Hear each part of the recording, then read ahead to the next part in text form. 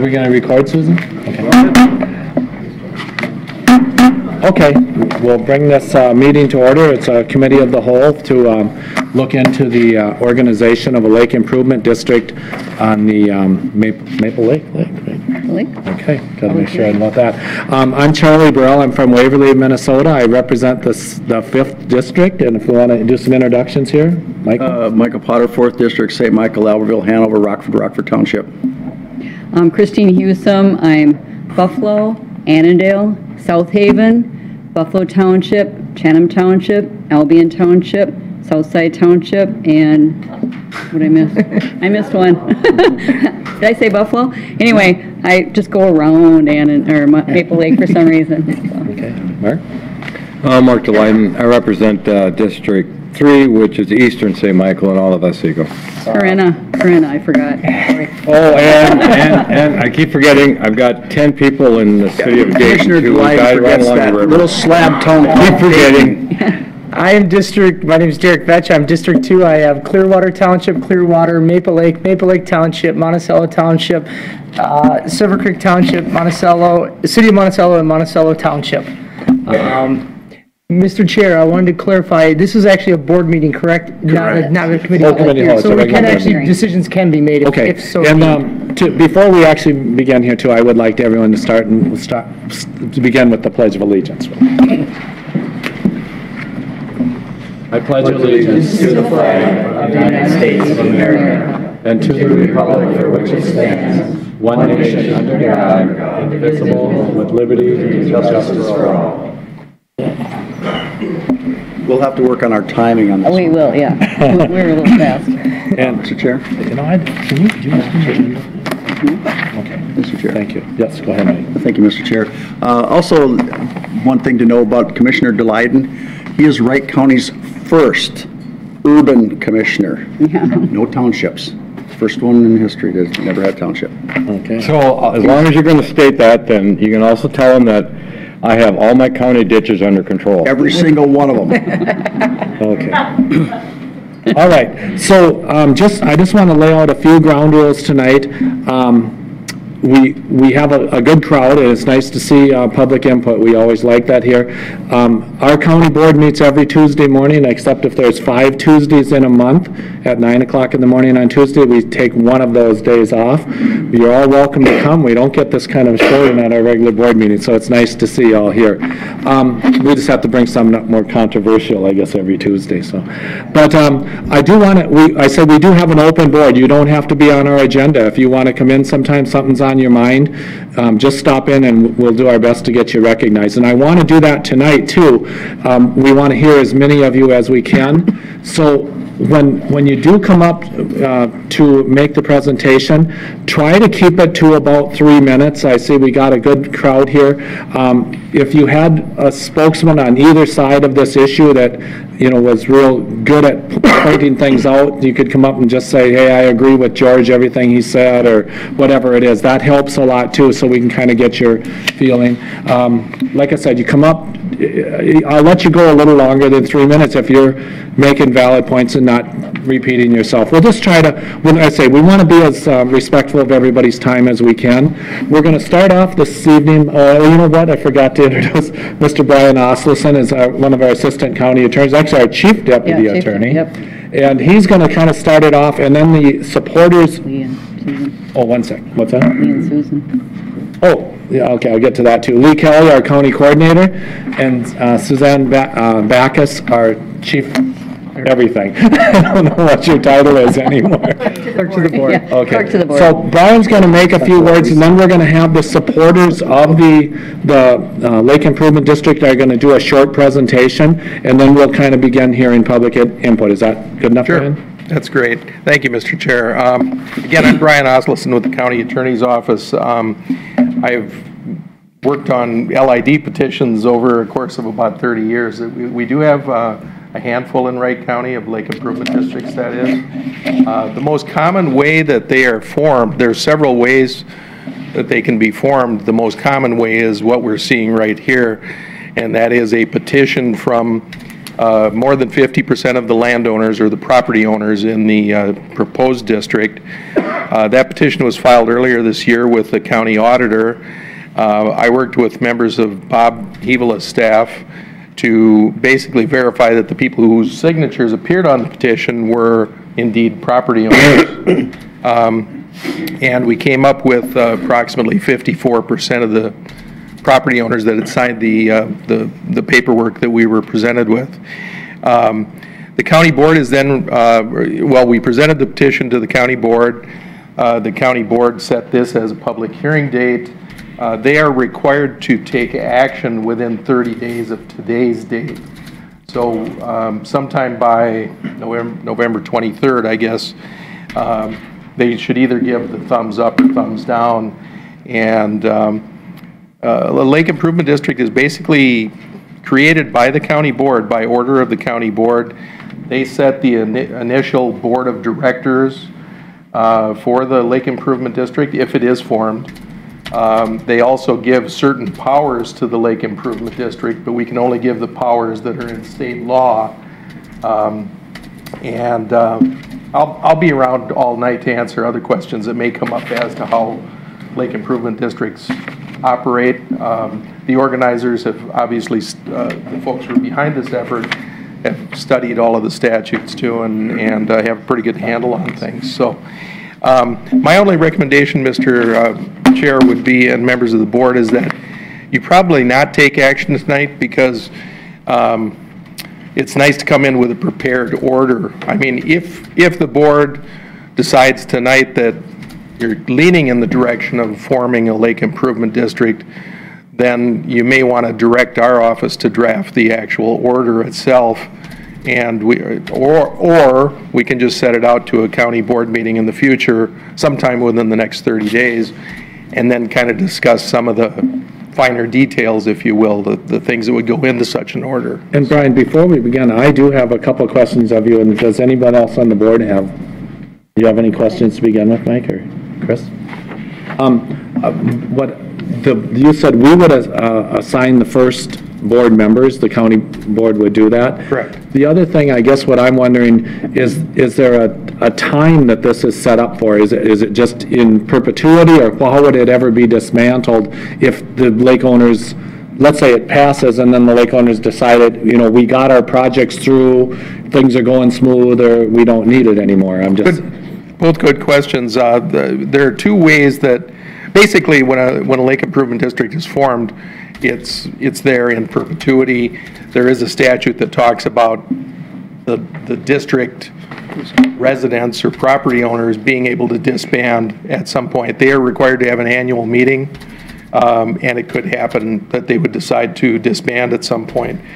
There is also a provision in law that if the county board decides to form a Lake Improvement District, there can be a referendum or a request for a referendum. It's basically another petition by landowners.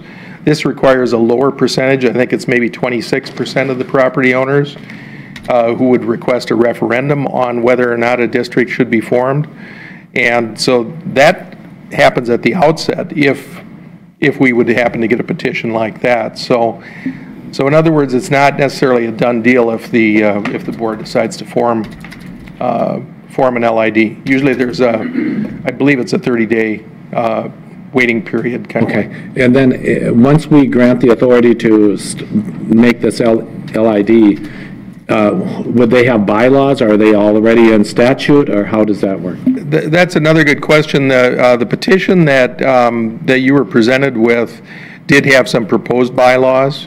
And generally, I think in the past, I'm just kind of looking back. See, we never got it. They didn't get the bylaw sheet that I had, that I got from you. Those four didn't. I have those copies right here. All we got are the questions, the first one they gave us back in June. From DNR.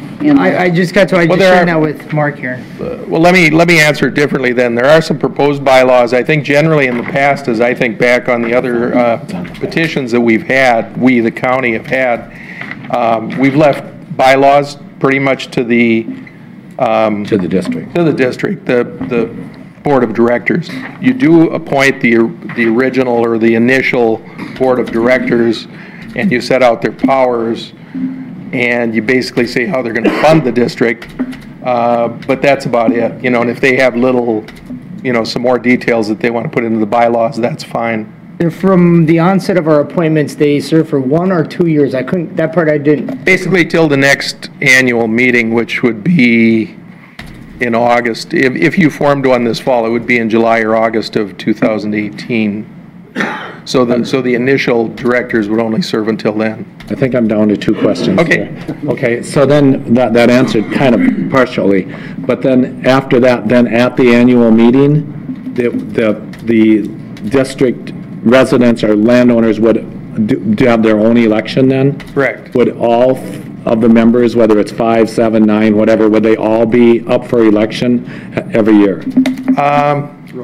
Yeah, my somebody else recollection is knows the the answer. statute talks about that in your initial order, you maybe say, you know, what the terms Staggered. would be or something like that, but it would end up being kind of like the redistricting that we do every time we have a census for the county commissioners. You may have some terms that are different lengths than That'd other be staggered terms. then? Correct. Okay. Then, my last one, is do we have the authority to put some kind of a cap on the amount, because this is going to be a taxing authority. Do we at the county level or whatever, or later, could we establish it? Or is it totally up to the Lake Improvement District? You know, like to say the most will allow you to tax up to $100,000 or $300 or whatever it is, you know? Mr. Chair, I'm not aware of a limit, but it is determined at the annual meeting, so it's not just the board of directors that would decide those funding issues, it's They would decide the levy. entire, you know, property owners. The other thing I'd mention is that there's, not sure if it's been added, you know, over the, well, since the LID statutes were first put in, I think it's been added. It does say that as part of our order, we're supposed to include a provision, if we do form an LID, provision where property owners can vote at their annual meeting, even if they can't make it to the annual meeting. So there's, you know, whether or not that's happening out there in practice with the existing LIDs we have, I think it's something that is worth noting going forward. All right, thank you. And then if you had anything else, Brian, otherwise there was a presentation. And, oh, one other thing I said, when you do come to the microphone, please state your name and your address for the record so Susan can get that down. Okay. Mr. Chair, Yes, what happens if they don't know their address? Just guess as good as you can. Put an X on that one. Okay. Good evening. Good evening. My name is Mike Raich. I am president of the Maple Lake Property Owners Association in Maple Lake. I'm also a resident of Maple Lake, and I have a cabin. Did you want the address where I'm on? I can't remember if you just As asked. long as you just said you're on the lake. I have a cabin on the lake. I've been part of Maple Lake all my life. You know, so it's 60+ years. I've used the lake with the public access side and the beach as much as anybody else as you grow up as kids. So I understand a lot of things that are kind of going on with the lake. Also, I'm finishing out my 4th year term as the president of the association, so I'm well informed of what kind of takes place through the years with the association. Maple Lake is an 800-acre lake. It's used by everybody, including residents, the lake associations. There's fishing contests and derbies, so it's quite widely accessed and used, and it is something that I had a friend kind of tell me that, you know, it's a lake for everybody to use until there's a problem. And the lake associations and the volunteers are the ones that always step in and try to find a solution or put together a plan, and there's always expenses tied to that plan. A little bit of history. Our association meets the first Saturday of every May for, I'll just say, the last 30 years. In that meeting, we address everything that we have done in the past year, what our plans are for the future year, and part of that is going through the budget. Over the past 5 years, we've spent over $110,000 on weed control, invasive species, it's curly leaf and milfoil mainly, and this year we were only able to spend about $5,000 because we've tapped out on our, and I'll just say the war chest, but in general, the last 2 years, all that funding has been depleted because we've not been able to have the fishing contest that you have on Maple. Maybe some of you know it, maybe you don't, but it's a very large contest in the first week in February, and there's anywhere from, you get numbers from 5,000 to 9,000 people on there. So it's an active fundraiser for us. The last 2 years, we've gone through $29,000 and $28,000 worth of expenses, and we just didn't have that this year. So this year, all we spent on is the navigation part of the channel. So the Derby is a big part of having funds available to take care of things.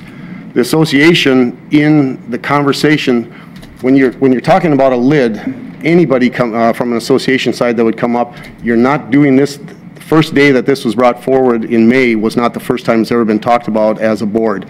It's something that we've investigated, we talked about it. It's challenging to put together, going through the statutes and the bylaws and putting together all, dotting your I's and crossing your T's to make sure that it aligns with everything, with the people on the lake. It's painful to go through. This year, it was important for us to address it. You just couldn't roll back and just kind of think about, well, I'll wait till next year because we got money in there. There's just not funds available. So a motion was made and passed for us to take a look at the lid, the formation of a lid, and what it entails. In the annual meeting, we talked about the finances that we've put together. In June, first part of June, we made a mailing to all the residents, the minutes from the meeting and the intention for the lid, put together a petition, and we had 2 town hall meetings. The first one was June 24th at the Maple Lake School area, where we always have our annual meetings. And actually, there was both the DNR from the cities was there. There was a number of county representatives. Brian was there, and I think Derek was there, a couple other people. But we brought that in as a town hall meeting with everybody on the lake to talk about what it takes to put together a lid. We had good feedback. We post those minutes. We put them on our website. We do chimp mail on everybody that has an address. And we set up an August 24th second one for additional questions and answers. I mean, you put it together, like Brian mentioned, and just to clarify, you said August 24th? 26th. It says the 26th. 26th. I just wanted to make sure that... I'm trying to talk to you instead of reading. No, that's fine. Yeah, it was August 26th. It was, I think it was a Saturday. It was a Saturday morning one. Kind of lost my train of thought, but that's okay. Anyway, we did the mailings, we did the questions and answers. My point was making, there's a lot of things that kind of take place in the statute unless you read it and have gone through it and find out from other people how that unveils. You really don't have all the answers, but the rotating of the board of the directors, the bylaws, that's all called out for you. You don't get to kind of decide that as you go along. When we did our August 26th meeting, we sent out the mailing August 3rd. When we did the August 26th mailing, we had about 50% participation on petitions already signed. The meetings we had with Wright County was July 24th.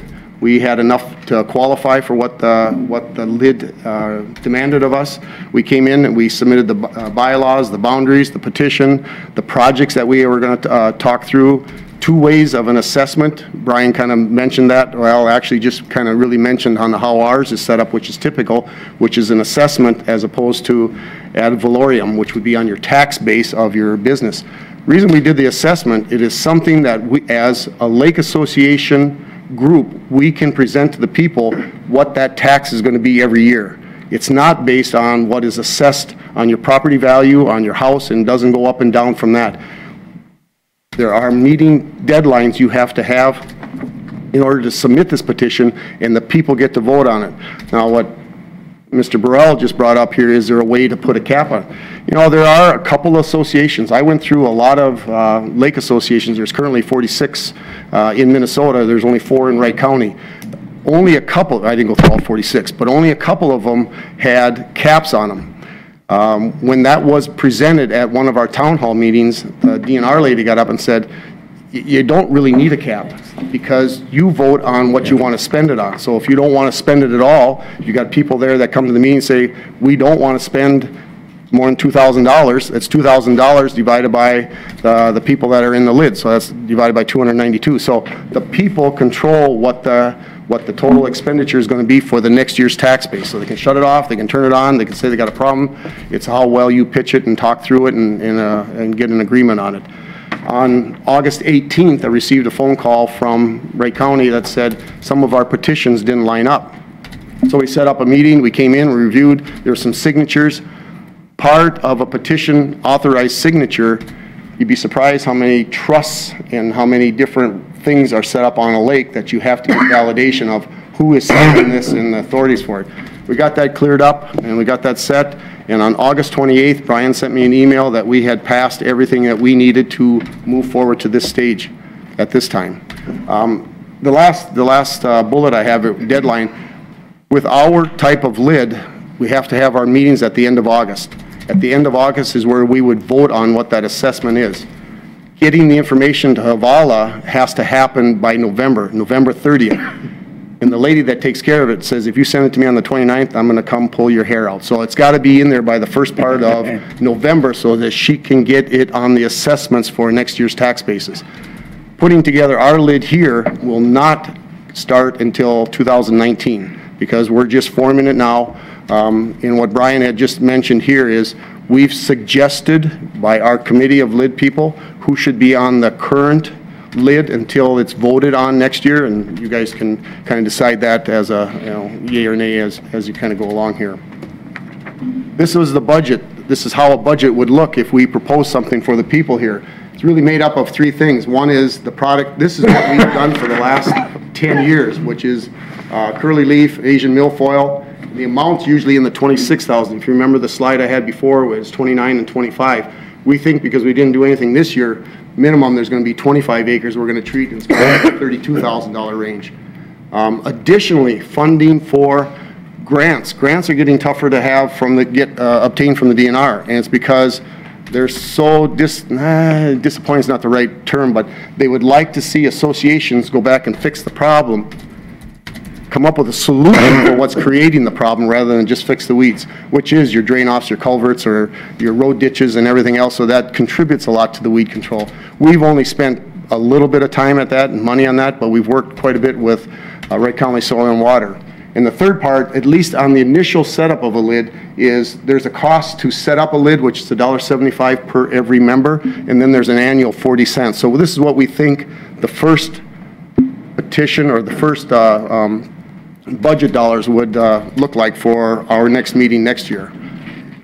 Just a couple quick points here. Wright County was the first in Minnesota to establish a watercraft safety inspection, which is held up in Annandale. These are good programs to protect what's coming in the lake or help offset what's coming in the lake. And there's a number of, and the DNR is involved in quite a bit of this. And there's a lot of controversy over it, but it is a good program.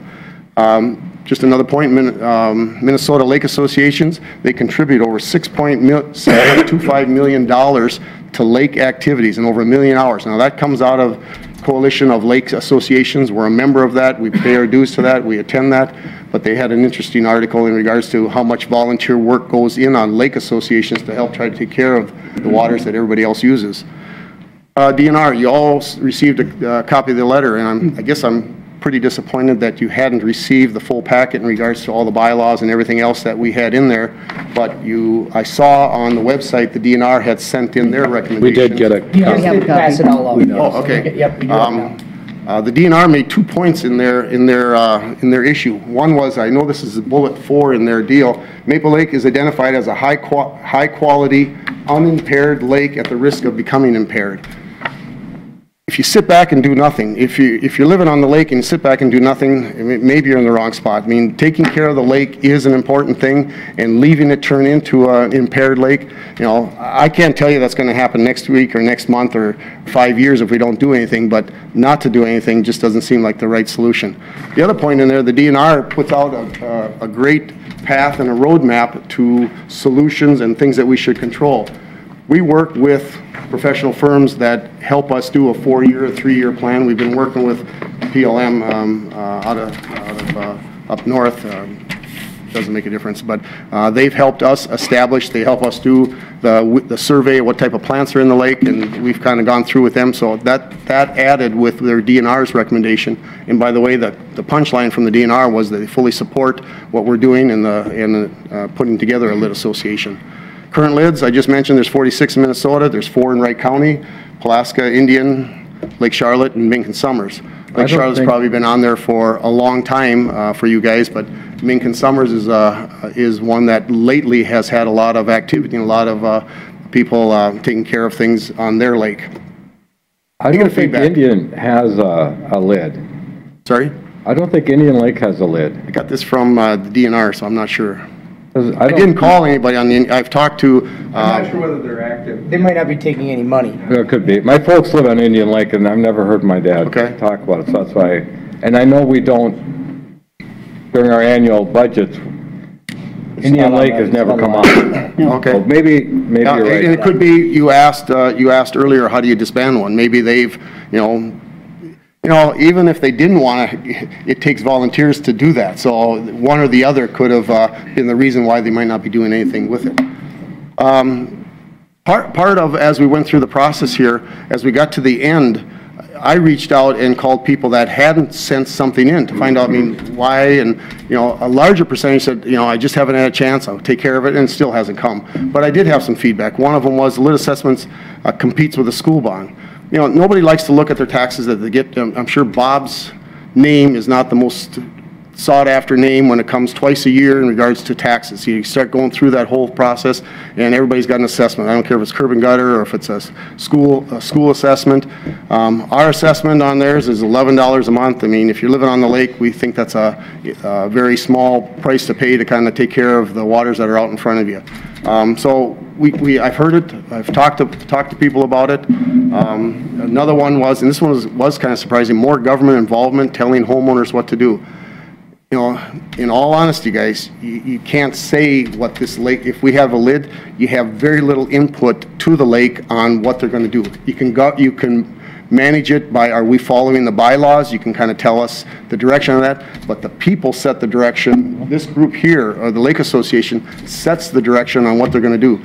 The DNR, this individual, smart guy, I grew up with him. I was very surprised that he was so anti-government, but when we got done, he bought the explanation of the DNR doesn't control or doesn't tell us that there's going to be dollars put in, and the Wright County doesn't do it. So, it's really people-driven, and I think that's the way to kind of, it's a true epitome of how the government probably should run, is people-driven. The last one was impacts homeowners on fixed income.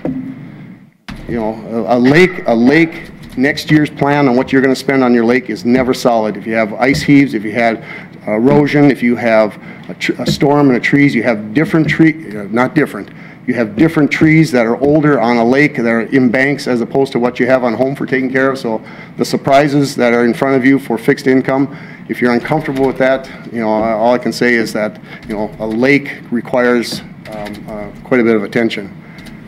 From our side, a reason for a lid, reliable and consistent funding, more competitive when seeking grants, qualify for more cost-sharing programs. You probably hear a couple of those tonight. Ability to pursue projects with multi-year commitments. I know you're going to hear about that tonight. Everyone participates and everyone benefits on the lake. I'm done. That's my pitch. If you got questions and answers, otherwise I'll be around. I just have one real quick. No, what was it? No, it's more of a comment. I just wanted to say the reason I was asking earlier about the cap and things like that, and the board, the way it's elected, I am very against the taxation without representation. We at Wright County have fought this, the Met Council coming out this way, because it's appointed people. If you can vote the people in so that you're represented, I'm more comfortable with it, and I don't want to form an opinion right now, but that part of it gives me a little bit of comfort. Our association has 2-year terms, our lake association, and then most of them do. The lid statute is 3-year term, and it's a rotating. They want somebody off, and we have some watershed districts, and it's like we end up appointing the members to that, and they have taxing authority too. And I do not. It just bugs me a little bit. I'm so much in favor of it only because I'm going to step down from it. You know, eventually I'm not going to be part of it, but my kids are going to be there, my grandkids are going to be there, and everybody that's on the lake that enjoys the lakes, they can take care of things, you know, get voted in. So. Thank you very much. Did anyone else have a question? Mr. Chair? Yes, go ahead. Thank you. I couldn't read on the bottom, but you said the assessment was 135.47? This was used for budgetary Yeah, preparation. is that what it is, 135.47? Per year? For 2019, right? 39,000 divided by 292 members. We formed the lid around 100 feet of lakeshore property around the lake. And I had a number when I came to Brian's meeting prior to the final approval. He said, I'm just going to ask you, how many people do you think's on there? I said 292. He said that's exactly what he got when he ran it through the beacon. So it's 292 people, 39,000 on this proposed budget, and I don't know in next year. I don't We know got if that. it's Yep, gonna be- no, I understand it, because that's up to you guys. It was Up to the 135 whole a year. lid. Per owner, okay. So, and then the 100 feet, now does that mean that everybody that has lake access or lives on the lake will be part of the lake? 100, I used the beacon system that you guys have here with the county on the residents that are on the lake, and you can set that, you know, the GPS can set 100, 200, 300. Yeah. So the number they gave, the resident addresses that they gave there is what we did the mailing and all the everything for. Okay, my only concern is that people that don't have lake access be charged, and that would be my only concern. You know, a lid can be set up a couple different ways. We chose to really do the 100 feet. Now, if it was a 200-foot lake lid, and some of them go into different watersheds to different lakes, so ours is pretty small or contained as far as how far it's gone. I don't know really. I just wanted to make sure that, you know, you have a road and somebody lives across the road but has no actual lake access. I want to make sure they're not charged. We had somebody at the August meeting, and I asked him to stay afterwards and talk about that so I could figure out, because he said he had like a shared access. Well, that's the difference. They have access. But, That- you know, they have access. When I pull the beacon, I can't find out where that's at. Okay. All right. Commissioner Potter, and then we'll come back to it. Thank you, Mr. Chair. Mike, part of it is Sherwood Forest. Sorry? Let's talk about Sherwood Forest, Yep. the home of the merry men. There seems to be an access issue and a tax forfeit lot there, and what we've been told is it's for the rest of the back lots to access the lake. You familiar with that, what's sitting over there in Sherwood Forest at all? Well, I know where Sherwood Forest is, but I'm not sure There's what. one lot in there that supposedly was the access point for the back lots. How do we handle that? I don't know. Good. Good. Only because I'm familiar with, you know, the tax forfeit situation. There's actually 3 20-foot strips or something that are currently owned by the state of Minnesota. The mailing that went out as far as the petition, you know, and folks that either signed or didn't sign on the petition would be just those folks who own within 100 feet of the lake. So if you're in Sherwood Forest and you live further than, you know, not within 100 feet of Maple Lake, of the shoreline, you wouldn't be included in the count here that we're dealing with tonight. That's a follow-up question, So- Mr. Chair. Go ahead. Go ahead. So Brian, then those 3 20-foot lots, is the state of Minnesota going to pay that assessment then? We can't, unfortunately. You know, and this number that's been thrown about, 292, we actually used a number of 294 because Wright County has that access on the north end of the lake, and the city of Maple Lake has one on the south end. Cities and counties can be actually assessed for these types of LIDs, but the state can't. So, Oh, state can't, we can. Okay. right. So do we get a vote then at the annual meeting? We, This sounds like what I was talking about. yes. Listen, Derek. Derek, go ahead. Yeah, Brian is kind of right. When he called me that when I called him to set up the meeting to bring the petition, he said, make sure that his signature or it was Havala's signature, and the city weren't the deciding one. So I took them out of all the numbers that I've used, but we do plan on sending you a bill. I'm good, I got my Okay. question answered over there, so. All right, thank you very much. There was one other thing, I should have asked if there was anybody else that should be recognized, but Dan Nahal? Dan, you stand up. Yeah. Dan is from our Wright Soil and Water Conservation, so he knows a lot about this stuff too, so. And is there anyone else that, from the town board or City of Maple Lake that I should recognize? Yes, could you just introduce? Deb Guy. Deb Guyan with the City of Maple Lake. And Okay, thank you for coming too. Anyone else? Okay, appreciate you coming too. Okay, if you would raise your hand, I'll just recognize people and we'll try to, You should Do you want to have the just record. get that on the record? We have letters for the record, Andrea. okay. You've got one. But yeah, but I don't think we don't need to read it, I think. No, we just wanted to make you recognize Yes, it for the record. we did receive some correspondence in writing, and those will be introduced as part of the record. Also tonight, if somebody did have something, if they didn't want to come to the podium, and you want to introduce something in a written form, you could either do it tonight or before the board meeting when we do this, so we would keep the window open for it to receive any kind of written testimony or comment, correct. If you could, let me see, I'll try to do this, we'll speak to someone that's for the LID. But you do it the other way. Go against right away? Why not? There might be a lot less. That way, not everybody will have to come up and talk. Okay, all right, so, because you did such a good presentation. So we'll try to, and also, you know, I think we're all good people, we're from Wright County, so we're going to be respectful. Even if you don't like what Mike said, it doesn't make him a bad guy, you know, so. But, so why don't we do that then? We'll start off with somebody that's against it, and then, you know what, against it or just a question, how about that? And then somebody that's for it. We'll kind of alternate for a while until we run out of people. So somebody that's either against it or just has a question. How about that? Come on up, Ernie. We all know. Yeah, no, you got to come up here, sorry. You're going to be in. I just have a question. Sure. And then just state your name and address to Ernie. Ernie Punchiker, a resident on the lake. I just have a question about the assessment and the numbers that you had for the coming year. Is that the same for every landowner, regardless of the type of land, or how much? Yeah, the assessment's based on just a number of people, 292. So whatever the dollar amount is, divided by 292, regardless of the value of your property or the amount of lakeshore you have. So we just kept it flat. It's just based on the PID. No, it's not Property based on identification PID number. because you The could have PID 3 numbers. PIDs You and have only a get 1 vote. PID, So yeah. Oh. per vote. Okay, And even if you have 2 PIDs, still one. still one, as long as the PID is in the same name.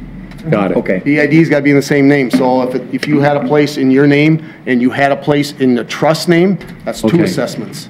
But if you had those both places in your name, it's 1 assessment.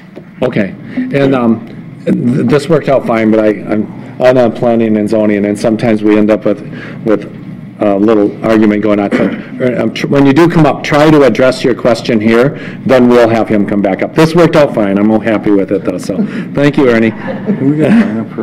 Okay, Susan. Brian, we have one more question of you, could you come up for a second? Now we change your I'm mind. listening. I can listen while I walk. Oh, can ya? I didn't want to take the chance, you've been an attorney and all. Hey, what happens if people don't pay that assessment? You know, we send them their tax statement and they subtract the $100, $135 off of it and send it back to Bob. It's treated the same as any other tax. We've had some people who may have a little disagreement with their city over some special assessments and subtract that part out before they pay their taxes. If it's unpaid, it becomes delinquent. Eventually, they could lose their property to tax forfeiture. So it is a tax. Opposable lien. It's treated the same as real property taxes. Mr. Chair.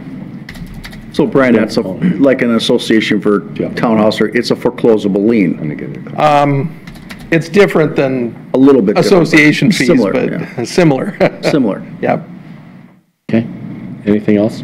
But just so how long, so at what point would it have to get up to 10 or 15,000 and back before it would go back to the state as far as tax? No, it'd actually be, I mean, it's about a 3-year period. A 3-year period? Yeah. Okay. I was just, so people could understand Never that had if they that come up, decided. though, with lake improvement districts that I'm aware of, so. Okay. Thank you, Brian. Someone else would like to speak for the,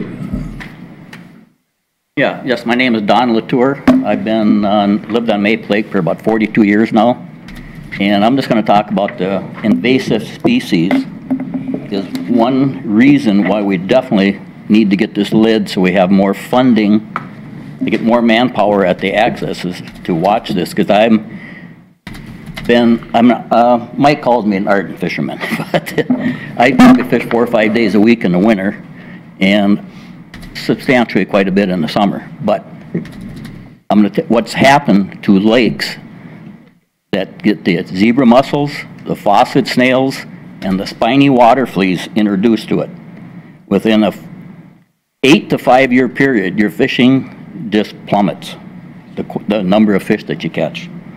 And we were up on Winnebagosh's where we just, a lot of people are just leaving there. Yep. Because of the fact of the fishing has gotten so poor. And I got rid of my place. I had a place up there and I just got rid of it this fall. It just kept getting worse and worse and worse. Not that Maple Lake's a great fishing lake, it's not bad. But if we get a lid, we could probably get more money to introduce fingerlings for walleyes and stuff. It's a good panfish lake, good northern, good bass lake. It's never been noted for a walleye lake. It probably was 30 years ago, but that's just gone downhill too. I think it's very important. Another, probably the worst one that could hit is the starry stonework. If that hits, people's property value on the lakes they're gonna go down. There's no doubt about it. I would say just if the zebra mussels and spiny water fleas get in, you're gonna see people start putting their houses up for sale. It's happened in the last couple of years, and other lakes around us got it. did you have a question, Mike? Yeah, thank you, Mr. Chair. Don, we did the aquatic invasive species, we did that decontamination station there, and I own a resort on a lake in Alexandria, Lake Ida. We fight zebra mussel and all that stuff up there too. But after seeing Lake Coronis and what happened out there, there's no way in God's green earth I want that to happen to anything in Wright County. And we have nothing to lose by trying to keep that out of there until maybe technology catches up or something, because I don't know, because these aquatic invasive species seem to pop up faster than we can take care of them. Yeah, yeah. I think the U is working on something right now for the starry stonework to see what they can do. I hope to God somebody comes up with something, because anybody that's on a shallow lake, clear water, if that hits there, you can kiss that lake goodbye, because there's so much shallow water on that lake. If you look at Coronis out there in Paynesville, just look at the pictures of what happened on that lake, and those people are just beside themselves what to do. Because they let it go to such a long point that it's near impossible to fix it now. Yeah, I don't know how much, well, is anybody from Sylvia here? Because I don't know how much money they've spent this year, and I don't know what the outcome has been yet. Well, they've been able to, they're never going to be able to cure it, but at least the whole idea there is try and contain it. Yeah, they've stalled it. They've made headway, and they've been working with Coronis. Okay, that's on a river channel. You go up on Highway 55, hit the bridge, and just take a look to the right, what that looks like, because they're not doing anything there. That goes up into Rice Lake. You know, I think you could almost walk on that with snowshoes now. That's how thick it is. Yep. If that hits Maple Lake, we're just, you know, you're going to see houses go up for sale. You won't have any tax income. They'll all be sitting there vacant. Okay. All right, thank you. Somebody else either with a question or an opposition to the lid? Go ahead. Yep. Couldn't hear you there. And I live in Sherwood Forest. Your name again? Alan Zabel, Z-A-B-E-L. Okay. People that have access, when they came through with this 100-yard or 100 feet distance from the lake.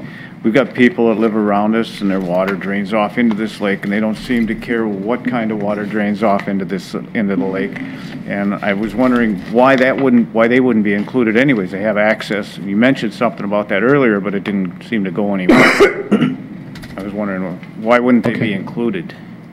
Okay, thank you, we'll have Mike come up and answer that. You want to? Well, I think, you know what, I could take a stab at it, I think, because if you included 200 feet, then you included 1,000 feet, whatever, there's going to get people that are so disinterested in the lake that it would not be supported. If they asked me down in Waverly to pay money for Maple Lake, I'm like, maybe a little bit, but not too much. I think Alan's question is valid. I didn't, until we ran the 100-foot, we weren't sure where the radiuses were, and Sherwood kind of zeroes through a multitude of housing, not developments, but housing areas there, and I know they go into that body of water, but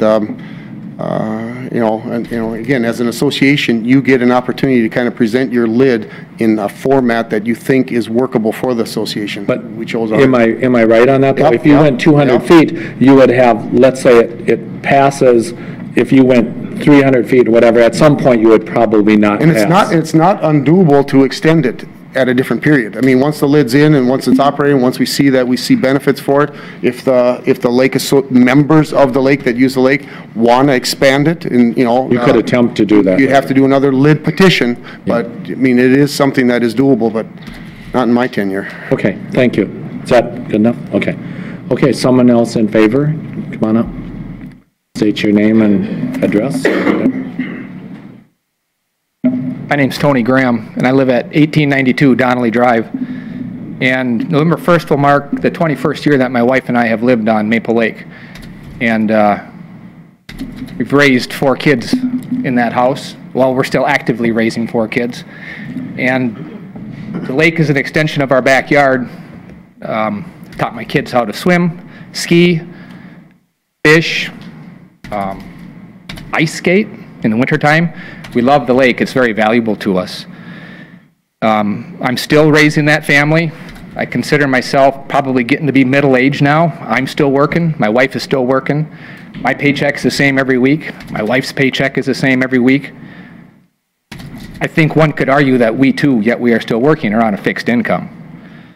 I guess looking at the way that this has been structured is probably the most fair that I can think of. We basically have a use tax. Each property that around the lake who is using has direct access. I think a use tax is probably one of the most fair taxes that are out there. Only the people that are using it are getting taxed. And the fact that, this proposed budget that Mike showed us earlier of maybe $130-some for the first year, for me, well, first of all, I'm normally not going to be the first person to advocate raising my property taxes, but I think it comes down to a set of values. What is valuable to you, and back to the lake. The lake is very valuable to me and my family, but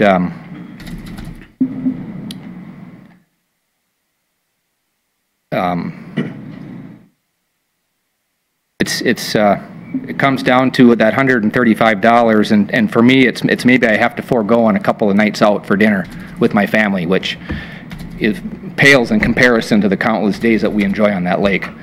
And I guess I just want to ask you guys to vote in favor of this lid so that we can protect our future lake and keep it healthy. Thank you. Thank you.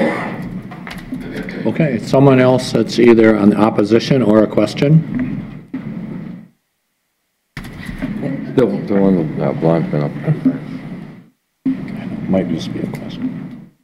I'm Kim Holland. I live on 1994 Dempsey, or And your first name again was? Kim Holland. Kim. Holland. Your first name though? Kim. Kim, okay. Charlie's old, has a hard time hearing, forgot his hearing aids again, so just speak up. I too have been on the Maple Lake area and grown up in that area and used Maple Lake all my life. I do have a question about the 501c3 that the Maple Lake Property Association had gotten through like a couple years ago. That was for the greater good of putting money towards the lake. And I'm not sure for the size of the lake to have two associations.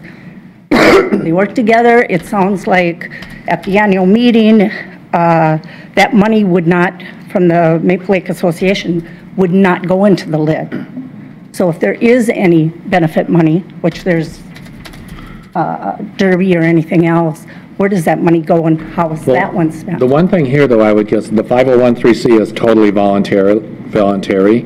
So that's, if you want to give to that, you could. And if you felt they were doing, they might have totally different projects or they might collaborate, but you don't have to give to that, but you can if you feel they were doing a good job. So that one is less concern to us here, I guess. I mean, to me anyway, it would be, so. I totally agree with Don as far as, Maple Lake being a fishing lake and things. But as far as the budget, there's $32,000 going for spraying and $6,000 going for the problem, the culverts. Why aren't we swapping that?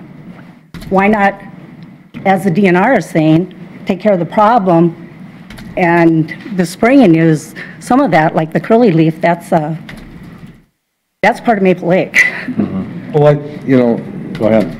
I don't know that much about Well, one of the things that, like he says, it will be the association or the LID group that will decide what the money will be spent on and what projects will be going on. This is just a preliminary suggestion.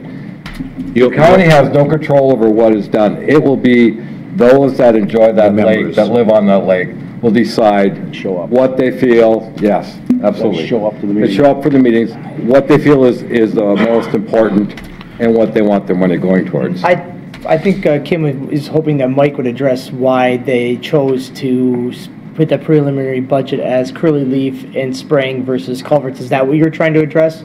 Yeah, I don't know where the original budget came from. That's, Okay. Thank you. We'll have him address it if you wish. You don't have to. The example that I put in front of us was what we have, that first section on the budget side there. That very top section is what we've done the last 8 years. Kim was a treasurer for 4 years, so she should have a good understanding of how we came to that, because we have a committee out there that looks at the quality of the lake, puts together a plan, and addresses it from that.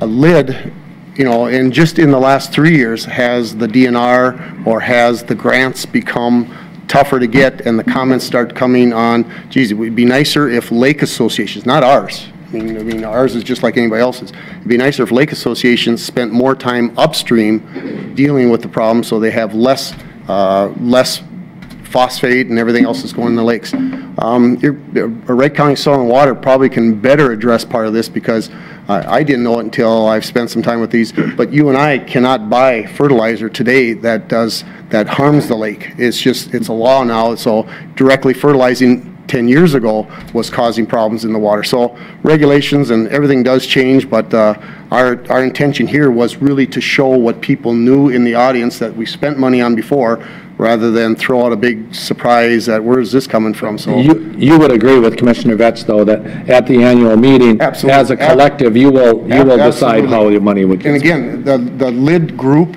is going to take a lot of that direction from our lake and water quality people who are working with the associations and also Wright County Soil and Water. So I think Kim represents a group of people that they want to see results, not just putting the Band-Aids on. I mean, so do we, so. Yep. Perfect, thank you. Okay, somebody for, that wasn't, Kim, you weren't very good against it, but I'm going to let you go on that one, so. Somebody's for it, go ahead. Oh, I'm sorry, we'll get you next time. Julie Moore, 1818 Donnelly. So. And your first name again? Julie. Julie, okay. And family history, 40 years on the Big Lake, and then my husband and I have been 12 years on the Little Lake. And I'm in favor. We sold a property on Waverly, no offense, due to water quality. Got out of there. I went to Maple for the sheer reason that there was an active lake association that was interested in keeping the lake clean, and so I'm a financial person. It's more asset protection based to keep our lake clean and keep our property values up. So that's where my bad. Thank you. And is Moore your married name, or? Yes. Okay, no, we have relatives down from Maple Lake too, so. Mr. Okay, Chair, go ahead. would the funny-looking guy from Soil and Water be interested in maybe making a few statements or thoughts, or? Anytime you want to say something, can I get? I'll probably wait my turn. He was up whenever you. Okay, yeah, why don't you come, wait, we got to do one against first, or a question. There was a young lady there in yellow. Blonde, right there, Do you want to come up? she had. Okay. Stood before. Sorry. We'll try to get everybody in here. Hi, my name is Cheryl If we can go Meyer. after 9 o'clock, pie is half price at Perkins. So. Really? My name is Cheryl Meyer. I'm in Sherwood Forest, president of the Sherwood Forest Association. Thank you. I have a question. If we are making this decisions anyway with this lid and everything, why do we need you if we're already making these decisions on our own? Just so you can make us pay the tax? Is that what this is? Or you're just trying to strong arm people into making their, their due payment? Is that what this comes down to? You mean, why do you need the county, you mean? Yeah, why, Yeah, it's part of the statute. I mean, why do we even need the lid if it's just to get people, I mean, if you can't get people to pay, and probably people are not paying is because they're really not seeing any results with all the money that is being spent for the weeds, and the weeds aren't gonna stop. It's been part of Maple Lake since the beginning of Maple Lake. So what I'm trying to understand is why do we need you to make us pay taxes on this? I mean, you're just there to say, okay, we're gonna make you have a lid now, or we're gonna get you a lid, right? And we're gonna enforce the taxes that you have to pay, right? Now, the way I understand it too is we have a fishing thing every winter. Is that money going towards all of this also, or where is that money gonna go? Where is that, I'm sorry. Okay, yeah, try to direct Okay, up I'm here. sorry, but where is that money gonna go? I'm not understanding. And we've only got 2 accesses to the lake. So for somebody to bring an invasive something, and there's been volunteers up on 37 every weekend and during the week that I know that watch people come in and out, and they make sure that everything is rinsed and taken off before they leave. So you've got 2 accesses. We don't have 14 accesses like Cronus or any, the other lakes that have gotten all this stuff. We have 2 accesses. Why can't people volunteer to watch people that come in and out and make sure that this doesn't happen to us? It hasn't happened so far. I mean, I get up there and watch and I yell I bitch. Hey, get back down there and take that stuff Hang off. on for a second there. I'll try to do a couple of your questions though, but, and somebody can correct me if I'm wrong, but right now, the reason you would have the county do this is to sanction it so that you actually have the taxing authority. You could have a lake association, and if everybody paid their $135, that was the assessment, you'd never need us. But what happens is, and I know this from other lake associations, you'll have 60% of the people will pay and 40 won't, and then that's not fair to the other Well, no, people that it's are. not, but we'd only pay Yeah. $30 a year but so this 130, you have to Yeah. understand, people are going, wait a minute, where did that come from? We've been paying $30 a year. Yeah. That's it. And then that would be. That's our dues. Yep. Now and- you want an extra 100, and and do we still have to pay our dues on top of that? See, no, you never had to pay that, and I think this would replace the lake association kind of. This would kind of be the sanctioned lake association. There still may be one. You can still have the fishing. They could still have the fishing derby, and maybe to was it Kim's point? Maybe if they raised extra money at the fishing thing, they could use it to do some other soil projects or whatever, But it's separate. This here is one that's sanctioned though. That we'll never get rid of. Yes. I have another question. Oh, good. I'm sorry, go ahead. Mr. Chair, just to let you know that we don't force a lid on you. The people around the lake file a petition requesting the board to recognize them as a lid. The statutes have us go through a process like we're here tonight. Okay. We don't force a lid on anybody. We aren't just gonna say, okay, Dean Lake, you're gonna have a lid. But you make the decision if we can have one.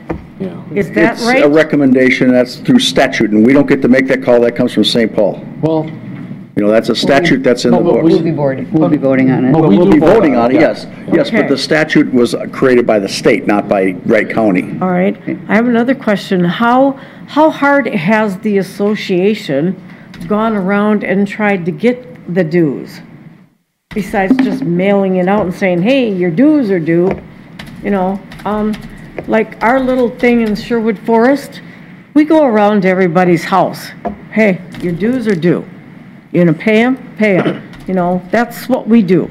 We kind of try to, you know, if you don't want to pay them, why? Why don't you want to pay your dues? This is what we're doing with it, every dollar. With the association, it's very impersonal. It's not a gathering of, you know, hey, da-da-da, this kind of thing. It's just not like that. So a lot of people don't really know. We didn't get, like your papers that you got up there tonight, I didn't get them in the mail for me. I didn't see anything like that. All I got was, this is a lid, this is what we think we're gonna do, blah, blah, blah, blah, blah. That's all we received, nothing else. That's it. So maybe half of the people on the lake don't even realize what's going on. A lot of them don't live there all the time. So they don't understand what's really happening. But like I said, we have two if you're really worried about the invasive species, volunteer and go stand up at the access and watch the people go in. I volunteer for the fishing contest and go out there and work. That's fine. Mr. Yes, Chair. Let's try to keep it up. I'm there. sorry. Mr. Chair, You know, can I answer a this is question? what- These are my questions. I'm trying to understand why we need the government to get involved. Commissioner Vetch is going to take a stab at it. For one of the items, your questions is regarding the information that we presented. I want to make sure that you understand that the Lake Association was quite transparent, and most of these papers up here that I have in front of me and most of our other members are letters of support, emails of support, and GIS mapping of the area. It's not so much information that was presented only to us by the Lake Association. Most all of this information that we have had is mostly from members that have contacted us with information about it, so it's not stuff that came from the Lake Association. The Lake Association, from my understanding at this point, has been very transparent with trying to make sure that the information that was sent out to the constituents was the same as was presented to any of us. Did they come and knock on our doors? I couldn't answer that. It's a volunteer-based organization. Okay. Let's keep it up Because here. my neighbor told me about it. You guys. See, now it's turning into something. If we talk, we have to come up to the podium. Don't talk from the audience because it just gets into a mess. That's all I want to know. I think you made your point. These, you know, I heard the invasive species, and I understand. I'm pulling weeds every damn day. I do. Just something we do. Okay. And it's always been there. I've been there 30 years, and it's never stopped. So the weed control, a lot of us, they say they're doing it, but we don't see it. Okay. It's never there. For 30 years, we've never seen it.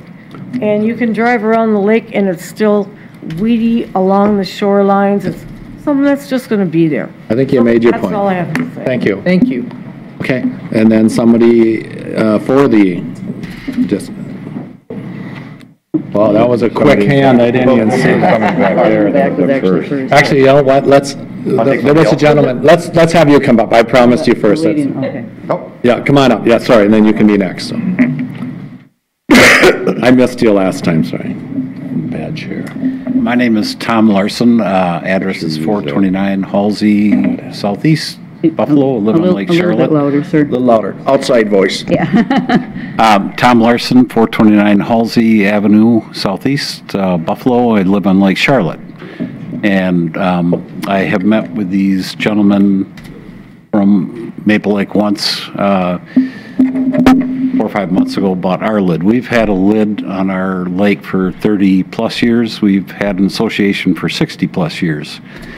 And I just want to come in front and say for our lake what a great tool it's been. Brian was around when he helped former lid was a great resource for us, did a lot of work for us. The board at that time did a great job of doing it.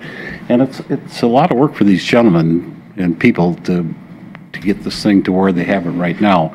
But we formed our lid. We're 250-acre lake, 100 riparian owners. We did it initially because our lake was flooding. And we are looking for a solution and also a solution to fund that problem.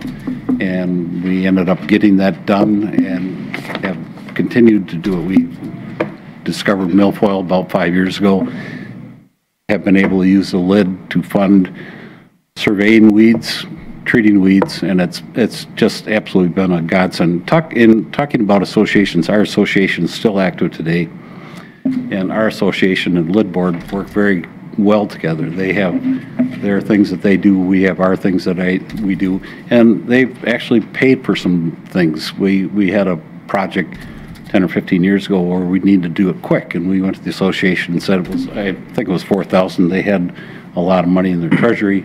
Said, do you guys want to do this? And they said, sure. We are both doing the same thing. It's lake improvement, and that's in both of our names. So I just want to tell you that it's a great vehicle. I know when we got the milfoil 4 or 5 years ago, and I think they're using PLM, is that correct? Professional Lake and Land Management in Pequot Lakes. Good company, professional. We have our lake surveyed spring and fall, and they treat. And you need to be on top of that. And it just takes one boat to cause a problem. And so that's. Thank you very much. All in favor of it. Go ahead. One question. Tom, I got a question for you. You said you have both a lid and a lake association. Are the people that are on the lid board also on the lake association board, or are those two separate boards? Two separate boards. So you're either on one board or on the other board. You're not on both boards. Yeah, I don't think that there's anything that says you couldn't be on both. You could be on both. I don't think anybody. I'm just curious though on what is on the Charlotte one. Right. I don't think anybody would want to be on both. Do you happen to know how many members are on your lid? How many members? How many members? We have 100 riparian. No, but how many members are on your board? 5. 5, okay. Yep. And I'd really encourage you to keep it minimal. 5 is a good number. And I had a more important, do you know Carl Schalupski then? I do know Carl, yes. Tell him I said hi. He moved. What's that? He moved. Oh, he moved now. Teach him. I'll find out. Okay, thank you. Somebody against or with a question? Raise hand. Okay, come on up. In the white man in the back. Or do you want to come first? No, well, she's you know what? ready. If you already spoke, if we have time at the end, that'll be fine. So, do you have a question or whatever? It's Tom. Jennifer Zakes, and we have 3869 and 3845 59th Street And your on first Maple name Lake. again was? Jennifer Jennifer. I didn't Right. catch the last name. Zakes. And we own 2 pieces of property on the same road, 2 separate pieces of property. So I guess my first question is a clarification. If one name owns 2 separate pieces of property within that 100 feet, will they only have 1 tax, or will we have 2 taxes? One. Even though it's 2 completely separate pieces of property. It's not like a PID and all that, whatever you're talking Brian, correct? I think that's what again, that's up to how they want to assess their But that's the way it was. Their budget, I think that's what they. That's the way it was presented. That would certainly be our request. Okay. Just for clarification. Another question, I guess, that we would have is, at the association meeting, it was brought up that the lid will, assuming that we have the lid, that the lid will bring in whatever the assessed, the sample that he gave, $135 per member. We talked about that we didn't have resources from the fishing derby this year or last year because of the ice, which is understandable.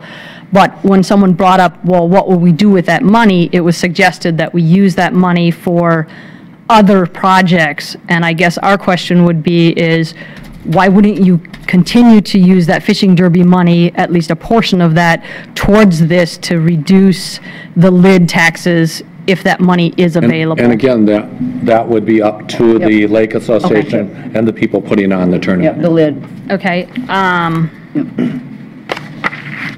Also, I guess we would be in favor of a cap. I don't quite understand why you wouldn't, I mean, you're still, I understand he's saying is that you're deciding to, deciding what projects you will work on and how much money will go into those, but I don't understand why you wouldn't choose to protect yourself by having some sort of a cap. And you can do that at the annual meeting. It would be up to you, though. It would not be up to us, I guess. Okay. That was my question. I wanted to know if it was our purview to do that or for the lid itself, the members of that. And then also, I don't know if this was clear or not, and maybe I misunderstood, but my understanding is that there are people on the lake that are within that 100 feet that definitely do not have lake access, because I have neighbors that don't have lake access. They, may use the lake through the access that is, on either end of the lake, but not everybody in that 100 feet has actual lake access, if I understand it correctly. And someone mentioned that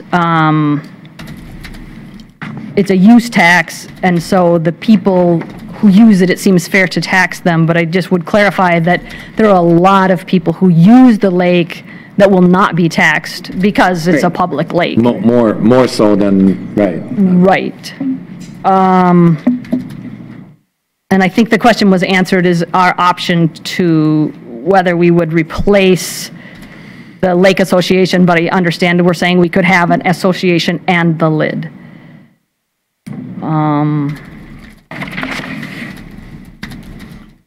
And I guess the question of, I understand why it's set up that there had to be some sort of a 100-foot or some sort of a distance to figure out how to make the lid happen.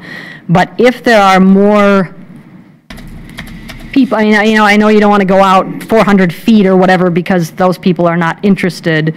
But if you go beyond your 100 feet, you're incorporating more people who do potentially use the lake and thereby reducing the number of, or the amount of tax, because maybe you have 350 people in the membership as opposed to 200 and whatever the number is. So that's all.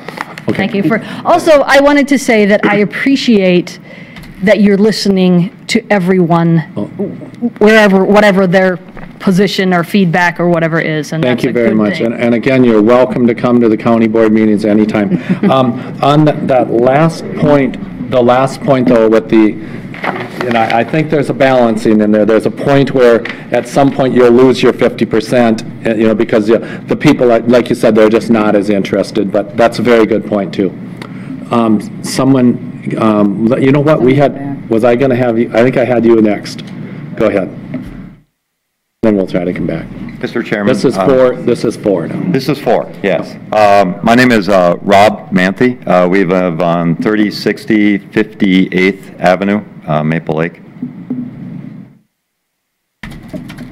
One of the things that, if I was one person I was going to talk about taxation without representation, I'd be one person that would probably be irate about that. But this is a tax that has three benefits that are very unique in the fact that it is a tax. Ownership. First off, all of us on the lake own a piece of property. That's been well represented, sought out by the lawyers, and it's probably one of the largest pieces of investment any one of us would make. Either family, lifelong investment, something that's been inherited, or something we don't want to lose. Personal investment. These people that have been volunteering here, hundreds of hours. Any taxation that is also equipped with personal investment is going to go a long ways. You're going to get tenfold back on that. I wish every tax had something else was also personal involvement. These people don't get paid. They aren't also about rules and regulations. They're also about having fun. They want to enjoy that property. They want to have fun. It isn't just about the rules and regulations. It's about making the participation fair and also so that they can see a benefit. Also a direct benefit. There's very few taxes or levies, if you want to call it a tax, that we're also going to see an immediate direct benefit to the valuation of our property and the lake that we live on. There's very few things that I can say that I know where my tax dollars are going, and also it's going to have a direct and immediate benefit for myself. This is one, and very small, and compared to all the rest of the taxes that we pay, that will also have, when I look out my window onto the lake, I'll go, hey, I got a benefit for my $100 that I threw into there. And that probably will have a tenfold investment into the property. Whereas if I don't make this investment, I'll probably lose tenfold in the investment of my property by not making this investment. So 3 things. We own it, we have personal investment, and we also get a direct benefit. So thank you, Chairman, for listening. Thank you very much. Okay, and then we had over here. Come on.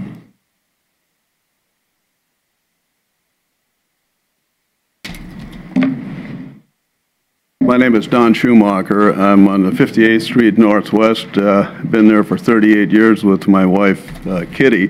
Tonight I'll speak for myself, but I think I also speak for my brother Ken Schumacher, my other brother Jerry Schumacher, my son Dan Schumacher, my friend Darwin Tejan, and my friend Sheila Mosette. We'll give you 3.5 minutes. All of whom own you better give them 5 because Darwin talks a lot. Darwin, yep. All of whom own cabins on Maple Lake, and all of whom are very firmly in support of the lid. I'll try not to repeat too much, but you know, this is, we are dealing with more difficult problems in terms of invasive species and weed control, and we need a reliable source of funding for that. We've been very fortunate over the years to have the funding source that we've had from the fishing contest, and we just can't rely on that anymore, and the lid is an opportunity to provide a fair, ongoing source of funds for projects that, in my opinion, need to be done. In fact, when you talk about taxation without representation, this is the one tax where I feel I may have some influence over how much it is. And think about it, you know, because we all are going to vote on that every single year. So I don't want to repeat too much else. I think Mike said it very well, the reasons for the lid, and I hope that it goes through. Thank you. Thank you very much. Yeah, go ahead. We'll come up.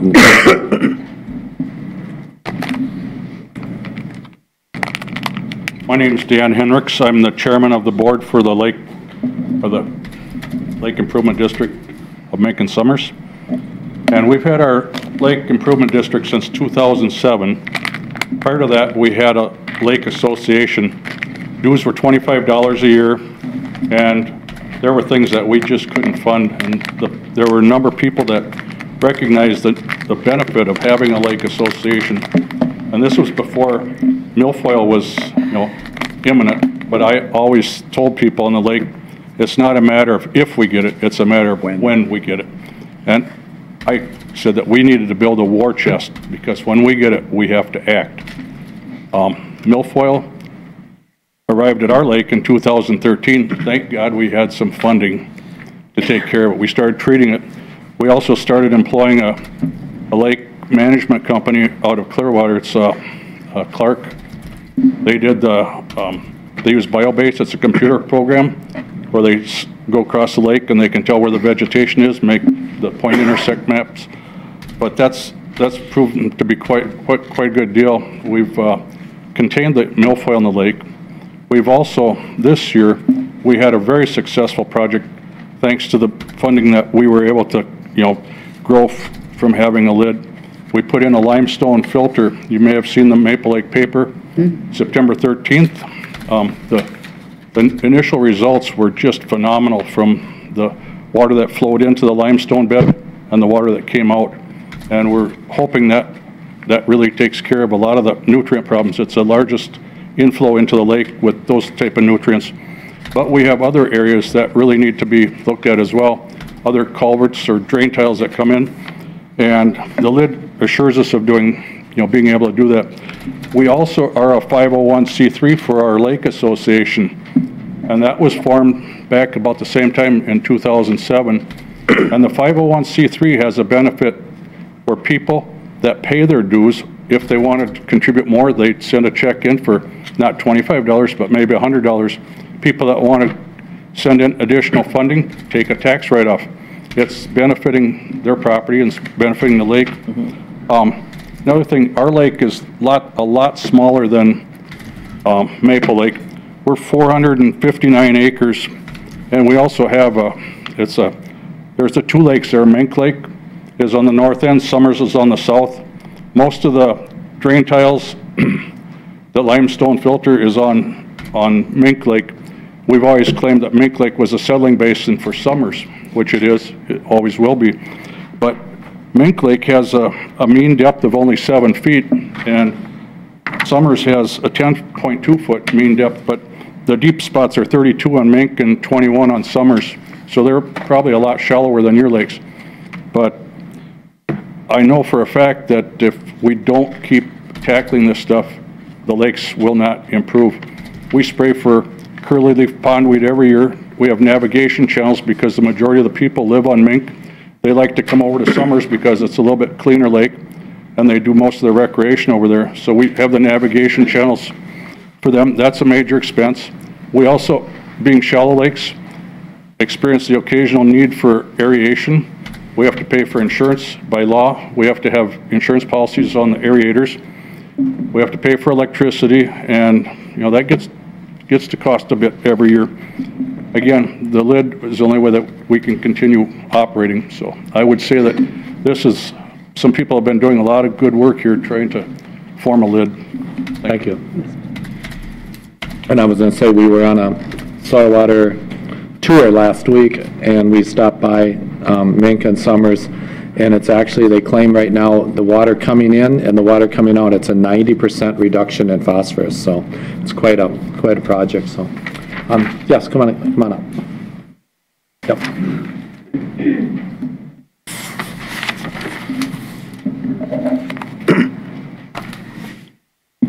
My name is, excuse me, Sheila Mosette, and I live at 3989 59th Northwest Maple Lake.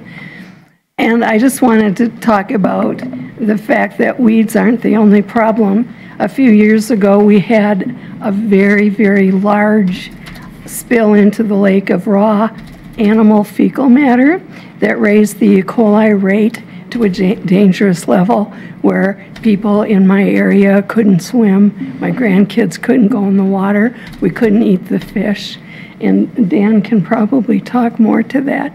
So this isn't just a weed problem, this is a health of the lake issue. And so I just hope that you pass this, and I can't talk, I'm sorry. But thank you. Thank you. Kept that under 3 minutes, all right. You want to have Dan? Dan, did you want to have a good time? You've been mentioned twice now already, or 3 times, so. Chair, county board members. And Dan's a farm boy from up by Big Lake, Well, right? I farm in the sand.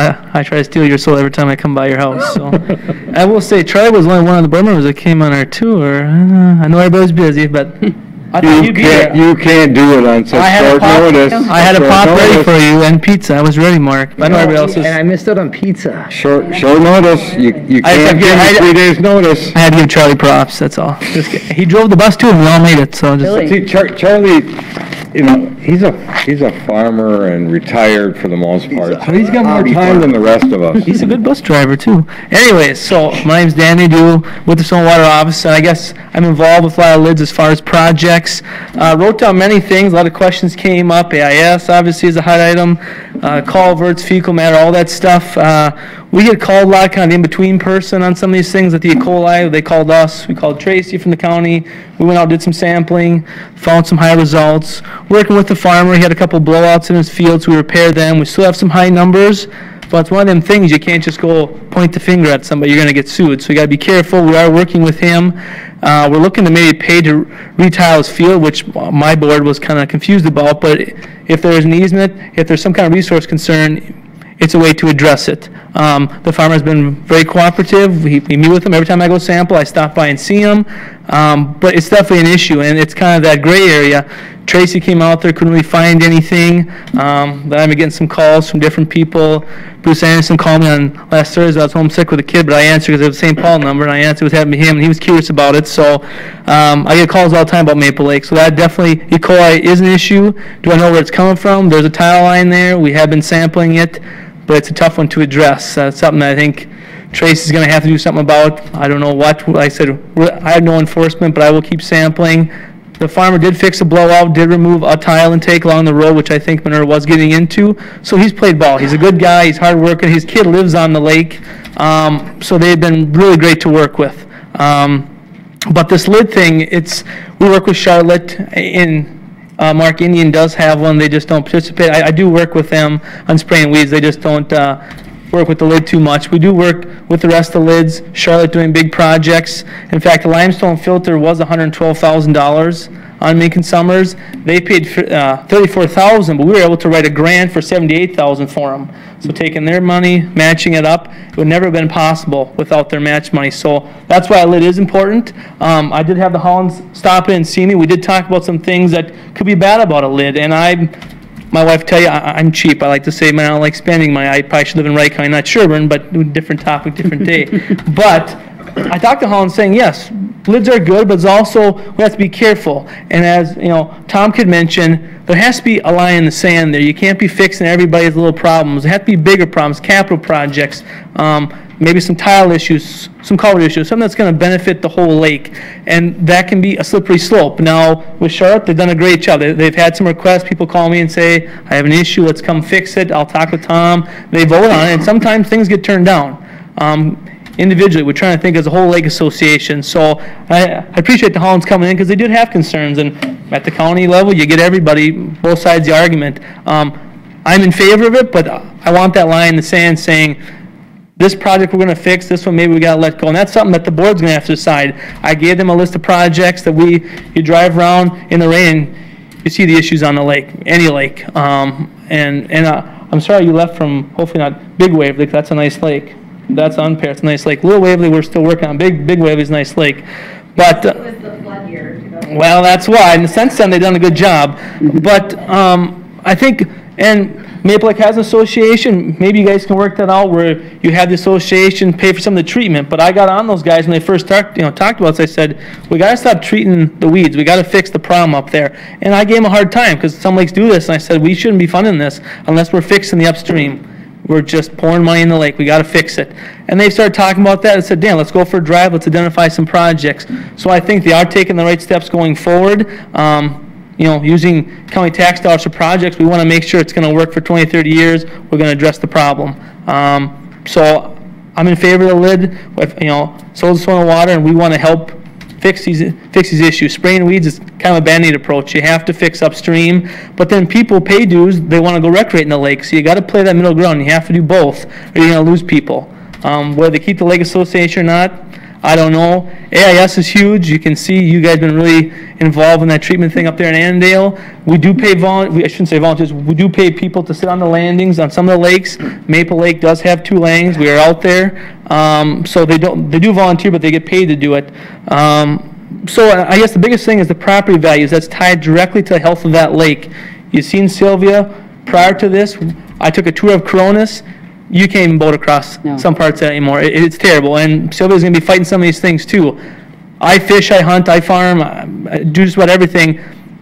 I want to use Maple Lake. I go to that fishing tournament and try to catch a fish. Haven't caught one yet, but I'm going to keep trying. But Wright County is about farming too. We got to protect the farmers too, and my parents farm too. So I think there has to be a give and take. We can get some yields. We can also get some good water quality, and that's what we're going to have in Maple Lake. You got some good farmers around the lake. And we're going to get this thing done, I think, as long as we'll keep working with them. They leverage some money, we'll write a grant, and we'll start addressing the problems. So, thank you, guys. Any questions at all? Or? Dan, what is Maple Lake, does it go to the north or to the Crow River? Go south, yep. To the Crow, north Fork. Okay. Eventually, long ways. Because I'm on the board of the Crow, and we're looking at forming a one watershed, one plan thing, so that will be an area where concerns like that would be addressed too. So. Just the north boundary on that watershed, yep. Yeah, I say it's got to be right up there. Okay, thank you. Appreciate it. Does anyone have any questions of Dan real quick? I'd let you beat up on him if you wanted, so no. Okay. All right. Someone else have a question, concern, or anything else? I just want to comment. Okay. Let's make sure, go ahead, come on up. Okay. You're fine. Hi, Deb Guyan, Maple Lake City Council, and also a lifelong resident of Maple Lake. Chairman and board, thank you for having this public hearing tonight to hear the importance of the lid project for Maple. As a child, I used that lake several times, and as an adult, I use it several times. It's a true asset to our community and also Wright County, I feel. It's not only the lake people that are using that, it's not only the city of Maple Lake residents. You've got people coming from outside of the county in. They're using our lake. And while they're here, well, let's hope they're spending some money while they're within the county and within our community. So I can't imagine if our lake or any other lake in Wright County turns into a Lake Coronis. As Mr. Latour said, your home values are going to go down. You know, the county's not going to see that tax dollar. And I want to thank the Maple Lake Property Owners Association for all the work they have done over the past several years with the fundraising of the fishing derby and the money towards that valuable resource we have. Matter of fact, I even did the polar plunge, and I was only supposed to raise $100 and to jump, and I thought, what the heck, this is for a good deal. So the first year I raised $500, and I thought, I'm not stopping. The next year I raised $1,000. So I know the importance of that, and I didn't stop at $100, I think a lot of people wanted to see me jump in the lake, whatever it was. But at any rate, you know, I can't, you know, if that's any of our lakes in Wright County, and you know, and I think they're on the right path of let's act instead of react. If we wait till this is gone too far as the Lake Coronis, now you're trying to dig yourself out. And I truly believe this lid project is the way to go. And again, thank you to all those people that put endless hours into that. And with that, I would just like to say I hope you give it a lot of consideration to pass that, so our generations for a long time can enjoy that lake and other lakes in Wright County. Thank you. Thank you. Anyone else? Raise your hand. Oh, come on up.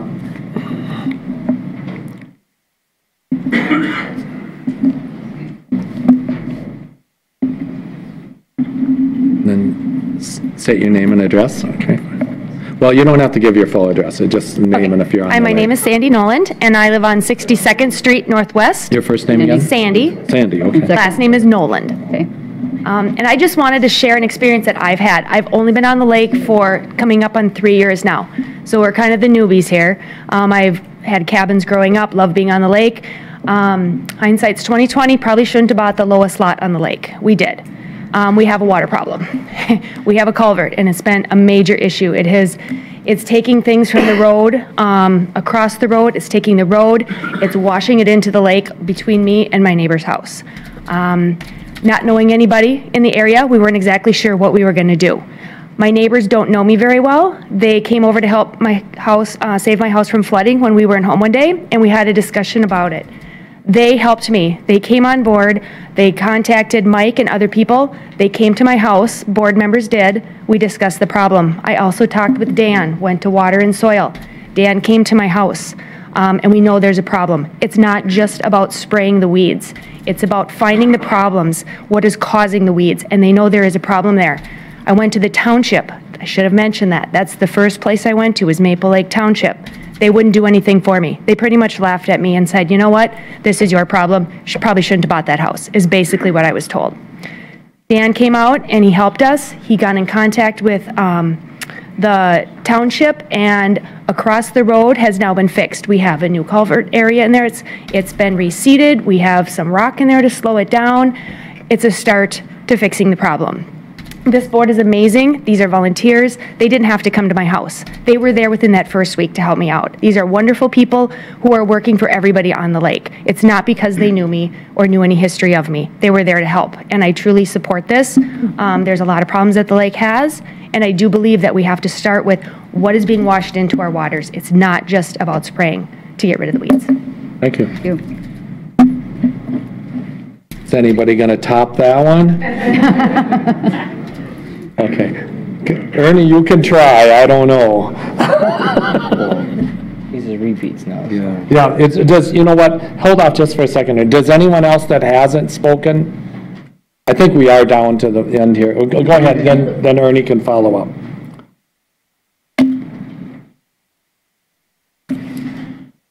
My name is Bob Porter. I'm on 2599 62nd Street Northwest for the past 20 years.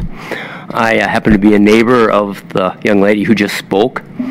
And for the last several years, from the second floor of my house, every time it rained, I could see a plume of sediment from next to her house slowly work its way out into Maple Lake as the stuff from the farmer's field and from the road washed out down her culvert into the lake.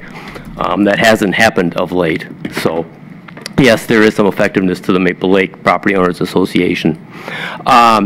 This lid project has been on the table or has been discussed for probably the last 3 years.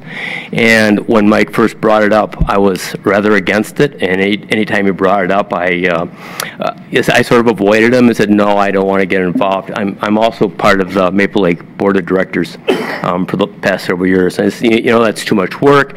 I live on the lake because I want to take it easy. I don't want to do all this stuff. Well, 2 years ago, there was no money raised from the ice fishing derby, and they used about $30,000 for the invasive species control. Last year, they canceled the ice fishing contest again. There was no money, there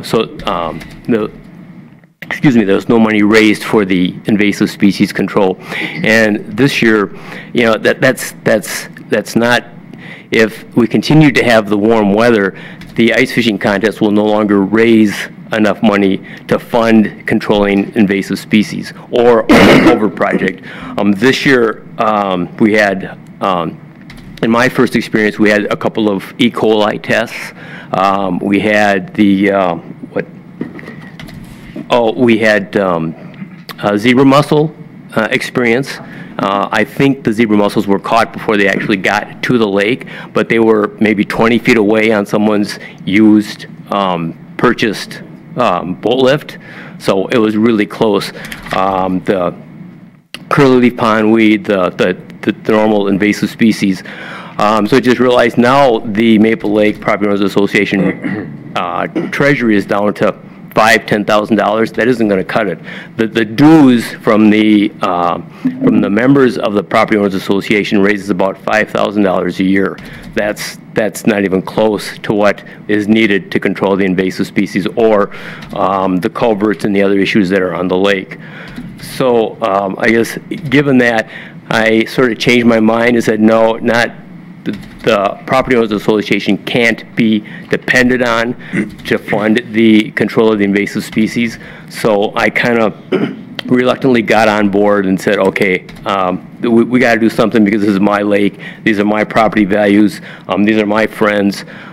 So let's go to work. And we did. We put in, I don't know, I probably personally put in 100 hours on the project. I was one of the ones who drafted the bylaws, which, by the way, for people who are concerned about taxation without representation, every individual project over $5,000 by statute has to be approved by a vote of the members of the LID, and the entire LID budget has to be approved before any expenditures can be made. Is that correct? So, and I'm also impressed that Michael knew that there's a little bit of esoteric of it, that there are 3 landings or 3 easements in Sherwood Forest that have not been used and are just sort of sitting there for the last 20 years. So good for you. So anyway, so I guess I'm in full support of the LID, which is a 180-degree change in my attitude, just because I don't think the Maple Lake Property Owners Association can be depended on to provide additional funding just from membership dues and with the decrease in the availability of the ice fishing funds. Thank you very much. Thank you. Ernie, go ahead. Say your name again for the record. I just For you wanted- this time. Ernie Punchiger. Okay. You want my address? No, you're good. Okay. Anyway, I just wanted to say one more thing as a farmer, that I hope you don't misunderstand me. that I'm not only interested in what it might cost me, you know, your assessment and stuff, because my family's been where we are since 1900. And so we care about the lake too. And I don't have any problem with with my friends and neighbors controlling this. But I want you to be very careful not to lose the local control, because I've seen that happen in other things. And when you go out looking for support in the form of finances, when you take their money, you end up taking their orders, so to speak, after a while. So I would ask, I'm for this, and I think you know, most of the people are, but be careful with the control. Thank you. Thank you. Okay. Does anyone else have anything? Let's do him first, okay?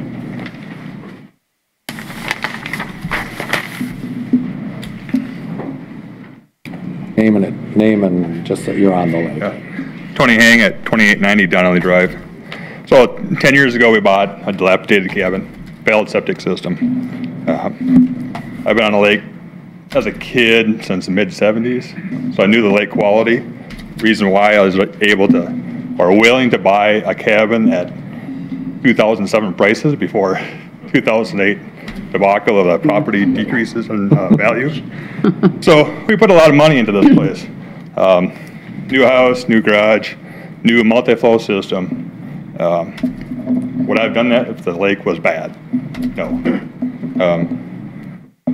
So attracting people to buy these older cabins with bad systems, willing to put the money into them, that lake has to be kept, the quality of it has to be kept up. Weed control.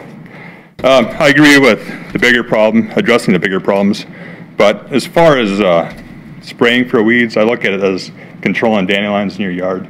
If you don't pick those dandelions up, pretty soon you have a yellow mat. If we don't control the AIS, pretty soon you have a mat. So you got to control it. You got to keep it in check, left unchecked. As a kid, I remember Grays Bay in Minnetonka when the milfoil took over.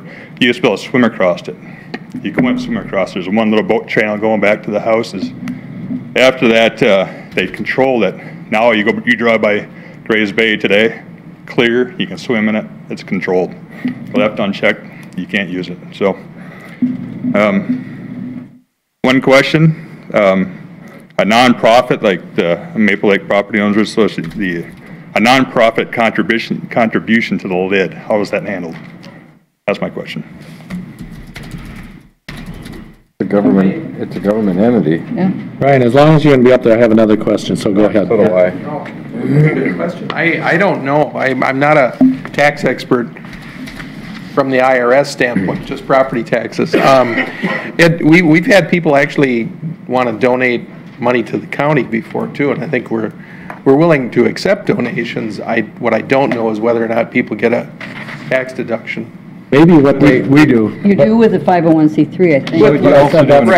But I'm saying if somebody wanted to donate $100 extra to the LID, I don't know how that gets treated from a tax standpoint. But if the LID creates a 501c3, like somebody said that from Charlotte or whatever, they could make extra donations tax deductible that way. Well, that was the Lake Association, though. I think Tom's reference was that folks are already paying for the LID via their tax statement, but if they wanted to donate extra, they probably made it to the association. Right. Yep. Oh, okay. In order to get that tax deduction, which is a win-win, I guess. Okay. Yep. And then I had a question, and Jennifer had asked it before, but if you're within the 100 feet, but you do not have land on the lake, would you still fall into this lake improvement district? As proposed, and I'm kind of looking at Mike here, and he can sure add. As proposed, the line is drawn 100 feet from the current lake shore, and so they used our GIS system. Whether or not that includes folks who don't have lake access, I don't know if I can answer that question. Or whether or not that includes folks who do not have lake access. So would that be, I guess that'd be a question to you then, would maybe address that? Mr. Chair, it would be all of these 294 IDs on this sheet here are the actual. Right, so do any of them not have lake access? We don't know. We don't know. I personally don't know that. Our intention was to draw from the lake shore property owners. Yeah. That's difficult to do. Brian, stay up there. Huh? That's difficult to do using the system. You'd have to kind of get in and weed out, and we didn't go through that process. We just drew up the bylaws. We drew up the petition for 100 feet. So the answer is that it could be though. Well, you could. I think you could theoretically, if you change that GIS to 75 feet, you would probably get people closer to the real. I guess if it did draw in 3 or 4 properties, is that something that could be changed later to? Because I don't know if that's your intention, is to get people that don't have access. Maybe it is, I don't know. That's a good question. I mean, when and if the county board decides to form an LID, you basically say what the boundaries are and you include the parcels. In fact, the order that we did for Mink and Summers actually listed all the properties, all of the parcel IDs. But that being said, I'm wondering if the LID board could decide to waive a charge against someone if they came in and complained. They might still be within the boundaries of the LID, but Bob's office up in the auditor treasurer's office is only going to put that assessment against the parcels that they're told to put it against by the LID board. So there may be a way to work around that. I just don't know. I haven't had that come up before. Well, regarding that, there are people that are farther than 100 feet away that do have lake access because of an association or something. And those people aren't being charged at this point. So that's a possibility too. Well, there definitely is because of Sherwood Forest. That's an association and not everybody has direct lake access. One quick question. Sure. Off of this is, I know we have to initially appoint the board. So do they give us 5 or do we allow people to provide us resumes or whatever applications that they're interested, or how do we do that part of it? There's really no guidance in the statute, Commissioner DeLayden. There's, I can look back to the Mink Summers situation, which was about 10 years ago, and I think they provided us with a suggested list of 5 or whatever their number of board of directors is, and those were the people we included in the order. That doesn't mean that the county board couldn't solicit, folks who may be interested. So, Mr. Chair, while I'm up here, I would just want to, 2 things that we should do for the record. One is kind of following up on Deb from the city of Maple Lake. You do have a letter in your packet from the city of Maple Lake, which is in support of the effort to form an LID. It's signed by the mayor, Lynn Kissack. We're also supposed to read into the record a 3 or 4 page letter from the DNR. According to the DNR's rules, but I might try to summarize. Is Kathy Metzger here today at all? Since Kathy's not here, I'm going to... Well, you better ask if there's anybody from DNR here. Oh, okay. Is there anybody from DNR here? I'm going to summarize real quickly this 3 or 4 page letter. Basically, it's signed by some bigwig down there. Julie Ekman, who is manager of the Conservation Assistance and Regulations section of the DNR.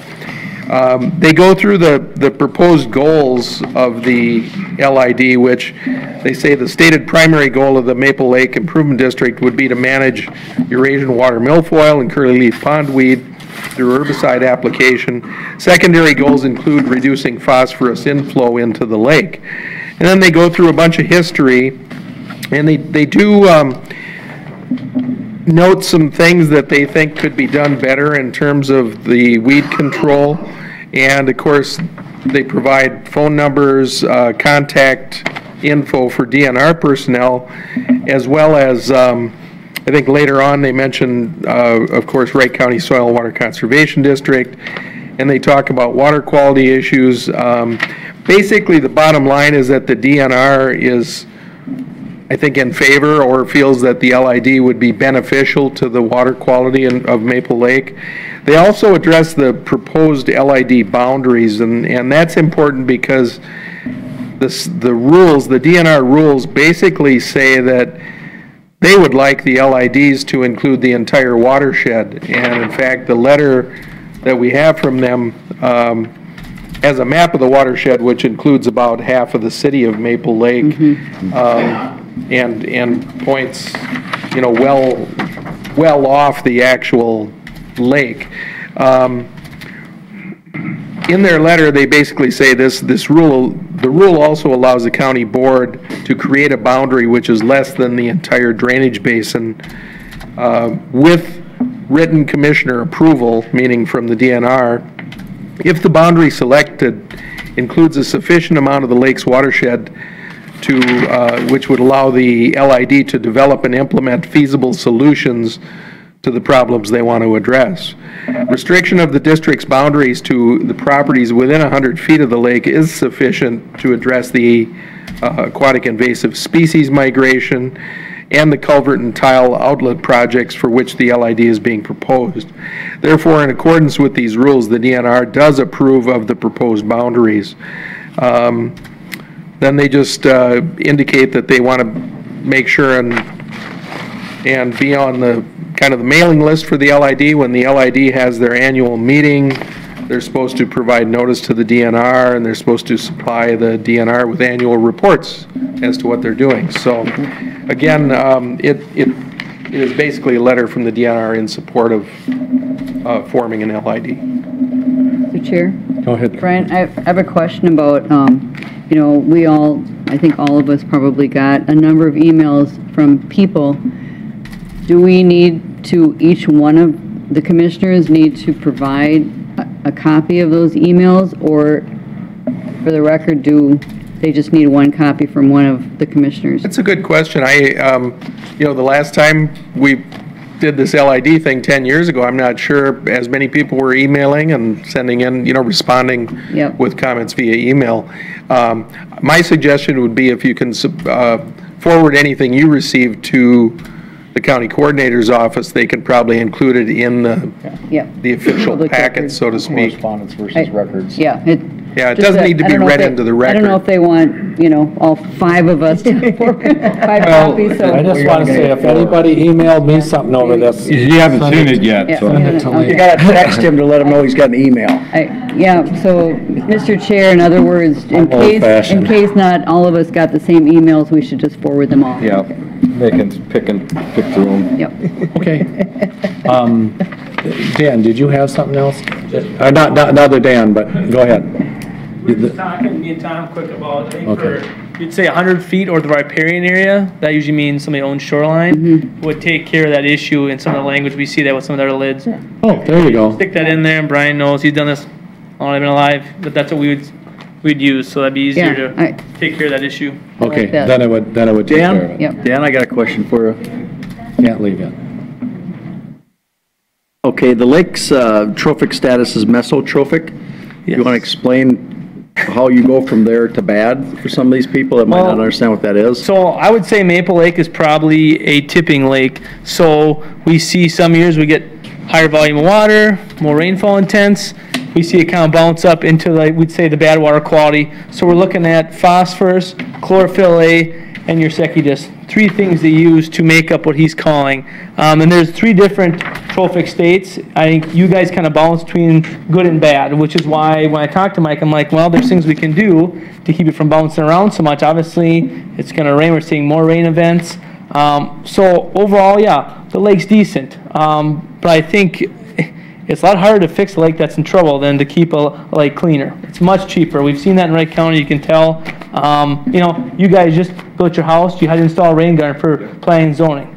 That's something little you guys did, that's gonna help the lake. It's cheaper to put that rain garden in than have to be, looking at a green lake. So I think what he's saying is that there's different water levels in the county, and you guys are probably right in the middle as far as the lake water quality, which is a good thing. Of course, you want to be better, but it's not going to go down any worse, I guess. So, Dan, to follow up on that, the trophic states of lake, when it gets to a certain point, all of a sudden your fish. Well, yeah, you start losing some of your top predators, I guess. Now, Maple Lake, obviously, you're talking about the walleye. I wish I fished as much as you did, but I have 3 kids. But I think, depending on, say for Ann Lake, now that's definitely a greener lake, so they have a lot of the bottom fish, a lot of the top fish, missing the middle fish. So in Maple Lake, you guys still have a good mix, but changing the water quality, changing the depth of your lake, chlorophyll A, the algae in the lake, zero mussels, all those things change the bottom feeders and things that fish eat. So we see in Wisconsin now that lakes that have zero mussel, things are getting screwed around. The biology is changing. We're seeing different fish come in, different fish not make it now. Obviously, a cleaner lake means those walleyes need to be deeper. So if your lake isn't deep enough, you have to be stocking your lake all the time. So yes, that does change the lake. It changes the fish in the lake. If it gets to a eutrophic state or ultra-eutrophic state, game over. Yeah. I mean, you're going to be spending a lot of money to try to clean Carp that and the thing up. bullheads, yeah.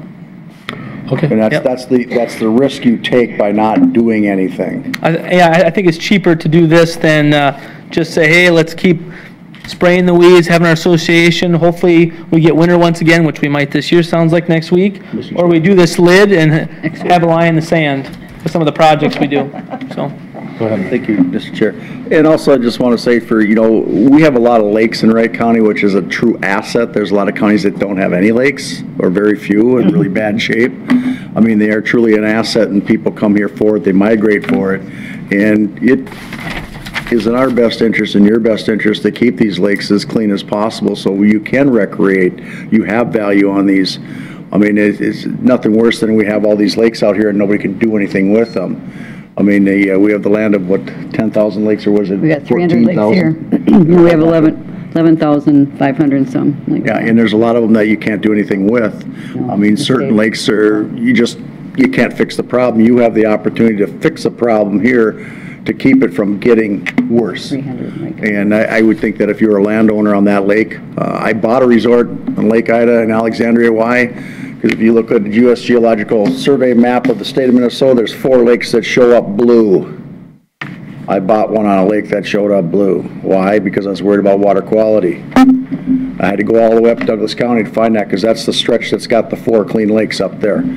And that's to me, that quality and that lake was what drove me to go there and not purchase something around here.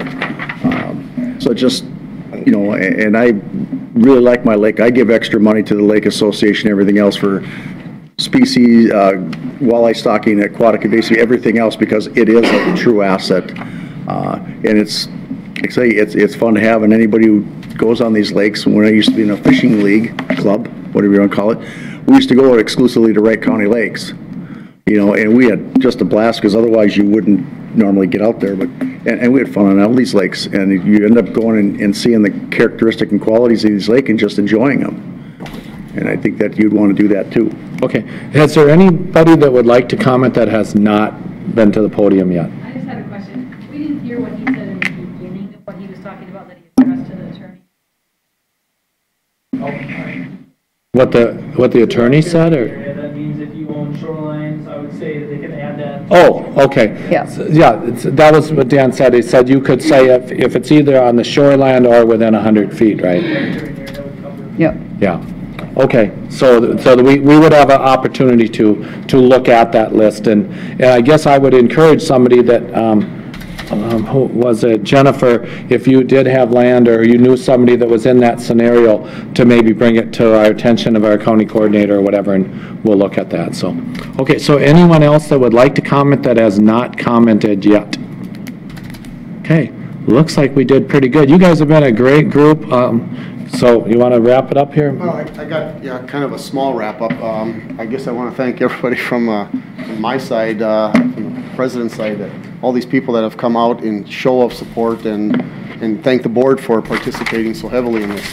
Now, also, the board's done a good job on conveying one of our negative people. She said, I just want to tell you, Mike, I'm starting to become a believer. So thank you guys. Thank everybody for coming and putting your comments forward here, because I think it's a couple of you have made good points in regards to it's a great investment. It's our own investment. It's something that... Speak up to the mic. It's great investment. It's our own investment, and it's something that we can put a tax dollar in and see the benefit right away. So I'm good. Thanks. Thank you. Appreciate your time. Okay, if we don't have any other comment, I think we'll close the public comment for this. Or? Yeah, basically, this is a public hearing, so you probably want to close the public hearing. We'll close it for a public hearing, and that's not to say that we couldn't, as a majority of the board, open it again, but I think everyone's had their say.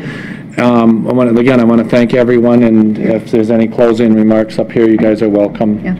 Well, I think he's got something. Well, yeah, my only request would be that that you set a Tuesday to bring this back to a county board meeting. The reason for that is we're supposed to notify the DNR again if they want to be So here. we should do that right now at this meeting. I think Before we do that, I have some discussion here, Mr. Chair. Because based on these bylaws, there's some things that we talked about in this room that aren't conveyed in here. One particularly is Article 6, Section 2. It says, any other form of fundraising, including an ad valorem tax based on value of members' property and approved by the Board of Directors and by vote by membership shall be permitted. That would mean value, not one parcel per piece. So if what we've talked about and conveyed to the members, that piece would need to be changed. That could be deleted. Yep, I just say there's some other things in here that I would want to clarify, because what we conveyed to this room isn't what's written in here necessarily. I drafted the bylaws, and I think that section allows at the approval and a vote of the membership that they could add the ad valorem tax. I don't think it's not. I lead as by the Board of Directors could choose to do that, not the board as a whole. That's where there's some plans of words that I would want to draft in there. Yep, there's just some little tweaks that I would want to make sure, because I want to make sure what we conveyed to the people in this room is what they're getting. It should be probably just taken out, because we actually said the exact opposite. Yeah, exactly. That's the reason I wanted to make sure we sat down with either one of the members there with some of my concerns that we talked about. I want to make sure what we conveyed in this room is what's written in here. Mr. Chair, just to comment on that, I think the bylaws that they looked at may have been from one of the other lake improvement districts, and I will tell you that in the past, the board has, the county board that is, in ordering and establishing an LID, has sometimes just referred to the statute. In other words, the statute lists 3 or 4 different kinds of ways to finance an LID, and they've left it up to, they've given all of those powers to the LID board and left it up to the LID at their annual meeting to decide how they want to do it. Now, I'm not saying that you want to do that here, but that's one of the possibilities. In other words, in your order, you just have to say something about funding. And if the LID at this point, or the proposers, are saying they just want to divide it by 294 to whatever it is, pieces or whatever, that's fine, you know.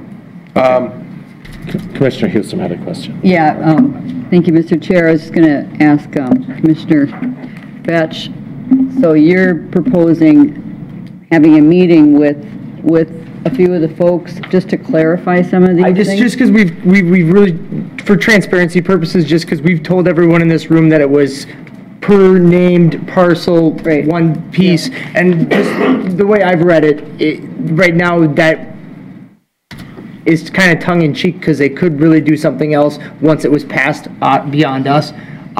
For me to feel comfortable, I wanted what we've talked about, I want to make sure it's worded in there as such. Yeah, Mr. Chair? Go ahead. I have a couple of things that I'd like to see changed too. And I might be misreading this, but on page 3 it says a majority of directors must live within the district in homesteaded properties. I just want to make sure that this allows people that just have cabins out there to be on the lid if they want to be as a director. Actually, that part, Commissioner Delighten, is taken from state statute. It says that you have to be a property owner to be on the LID board. Right. But a majority of the LID board has to be residents. Basically, You let residents, but that still allows, Two of them. allows somebody to be from living in the cities and just having a cabin to be on it. Yep. And then relating to that, it talks about, at the annual meeting, it needs to be sent out. What page? 10 days, I'm sorry, page 6, 10 days before the meeting.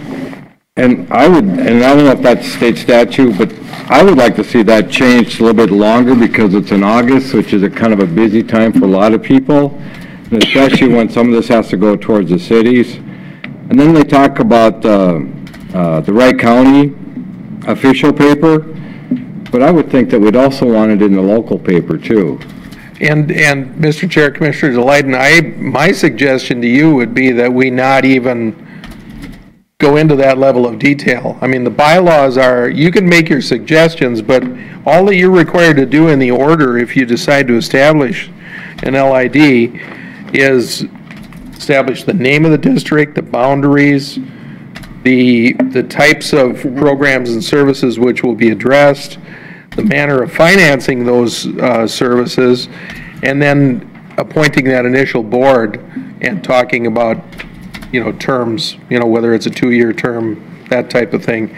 So a lot of those bylaw issues, there is stuff in the statute that says if they're going to do a project over $5,000, they need to mail notice of the annual meeting to everybody in the district, but the statutes don't get into that nitty-gritty about whether it's got to be 10 days or 30 days in advance. I don't like the idea of 5 people pulling up and making a bylaws without the rest of them, and that's why my concern. Don't they have to vote on them? Well, but then my worry is the pretense that these people signed this petition on was on the basis that they were paying $135, whether they had 2 parcels, 1 parcel. Yep. But now all of a sudden it says in here that they can do it by a vote. No, to ad financing. valorem. That would mean that really what they signed wasn't what they got, and that's the Yep. only reason I want that to be very No, transparent. financing is fair game. I'm just saying, I don't know if we want to get into the finer details of notice, but I understand your concern, certainly. Mr. Yeah. Hinson. And Mr. Chair, Commissioner Delighten, generally speaking, when they set these lids or lake associations, they set a particular, the 3rd Saturday or the first Saturday in August. So they already know. It's just that they legally need to provide written notification. So most of them are already going to know when it's set. Probably a year in advance. Well, I'm trying to think. They'll usually, it seems like they set them like the year. Trying to think of what it says about, For notice. That's So I when mean, the that's, townships do it. You set the right, meeting. you set the meeting. We have a spring meeting in Oneida and an Yep. annual meeting in August. So, Mr. Chair. It's just a, yeah. Mr. Chair, so Brian, is it something that we can sit down with some of them, an individual here to talk about what members what they'd want to, who they'd be recommending for an initial appointment if we want to move forward, and how we can tweak some of the wording in these bylaws? I think before I go to a Tuesday board meeting, I want to be able to have something more sound work out than where we are right now. Is that something, I'm just wondering, is that something that we should run through the Ways and Means Committee? Well, you do have that 30-day limit, commissioners, that we need to act within, so that makes it a little tougher to refer to committee. My suggestion would be that I meet with some of the organizers and come in with that slate of 5 or 7 or whatever it is, directors initially, and touch on some of these other items.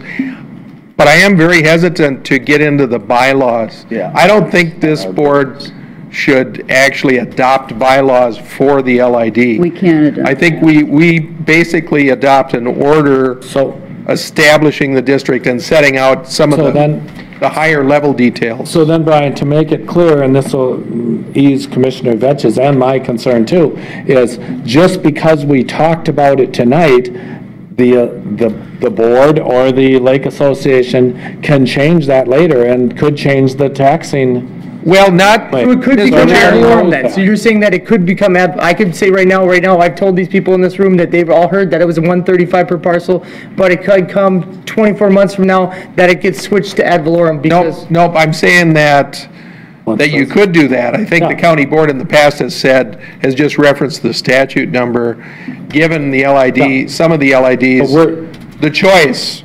But you in your order can just say service charge only. I prefer to call it a service charge because it's not really a special assessment. It's a I just want to know what everybody was told and what they signed on is what they're getting. I don't want it to be. And if we say it's a service charge only.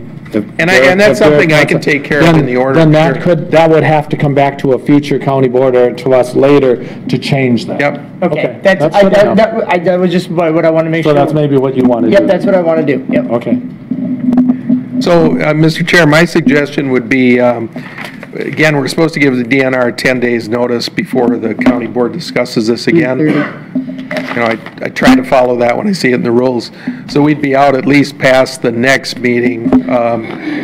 We could either do the first meeting in November or the second meeting in November. Second meeting in November, I would prefer, as I'd like to review the documents to make sure I feel comfortable. So let's, pass them on to the rest of us this time? I didn't, that one wasn't there. The only reason I had that document is because I called around to Brian's office because I wanted to read them. And because I wanted to spend a lot of time reading them. I didn't want to get them 2 days before. If we do the second, that's going to be. I assumed you guys did the same. Sorry about that. 14th. That's going to be the 14th, Derek. If we do the second. That'd be the 14th. Yep, and then we have the tobacco ordinance on there and also public hearing on JD 15. So this shouldn't take long, though, you don't think? No, because I'd rather go to the 14th because the 7th I won't be here and I really want to be able to take part in it the on for the 21st would be our last chance because we have to have it by the 23rd. That were referred to. Yeah, the ditches are on the 7th. You think so? Yes, I know so. I got it on the 14th. 14th, The 14th? I had the 7th. For JD 15? Yeah. Yep, that's the 14th. I had it on the 7th on mine. 15 is different. We just did 1830. Right, this is a different ditch. 36 and 33, or no, 36 and on the 7th. 36, 38. The 15th is on the, our ditch 15 is on the 14th. Right. Okay, just one ditch. Well, just put it to the 15th, 14th then, Lee. Okay. And, Do we need Mr. Chair, I don't need a definite time. I just need to be able to tell. So we'll shoot for the DNR 14th if you can tweak up those bylaws and so we can review them ample time before the, or not bylaw, I want to get rid of change of words. Not bylaws, not bylaw for your, whatever you want to call it, reference. Service fee. Whatever, service fee. I just want to make sure it's worded right. Okay. All right, do we need a motion to set it to the 14th? Yes, you do. Well, how about this? I guess I would like a direction to the county attorney's office to prepare a proposed order establishing an LID, because I sense that that's the direction. I will make a motion to draft up documents for a proposed Maple Lake Improvement District with corrected wording per the conversations tonight with relations to service fee. Is that ample? That helps me. County attorney. I'm just really hesitant. I know. I want to make sure you know what direction I'm on. Yep. Okay. Second to that? I'll second that. Motion made by Commissioner Betts, second by Commissioner Hewson. Further discussion? So, and that does include direction for the county attorney to do that. Okay, all in favor say aye. Aye. Opposed, same sign, motion carries unanimous. Thank you. That was fast, huh? And would you, Your business. no, we don't need a motion to set the public hearing for November 14th? It's not a public hearing anymore. It's not a public hearing now, so it'd just be on the agenda. So it'll be just on the agenda. So we don't need a, I'm good with, if you're all in consensus. Okay. okay. We are adjourned at 7:12? 8:12. 8:12.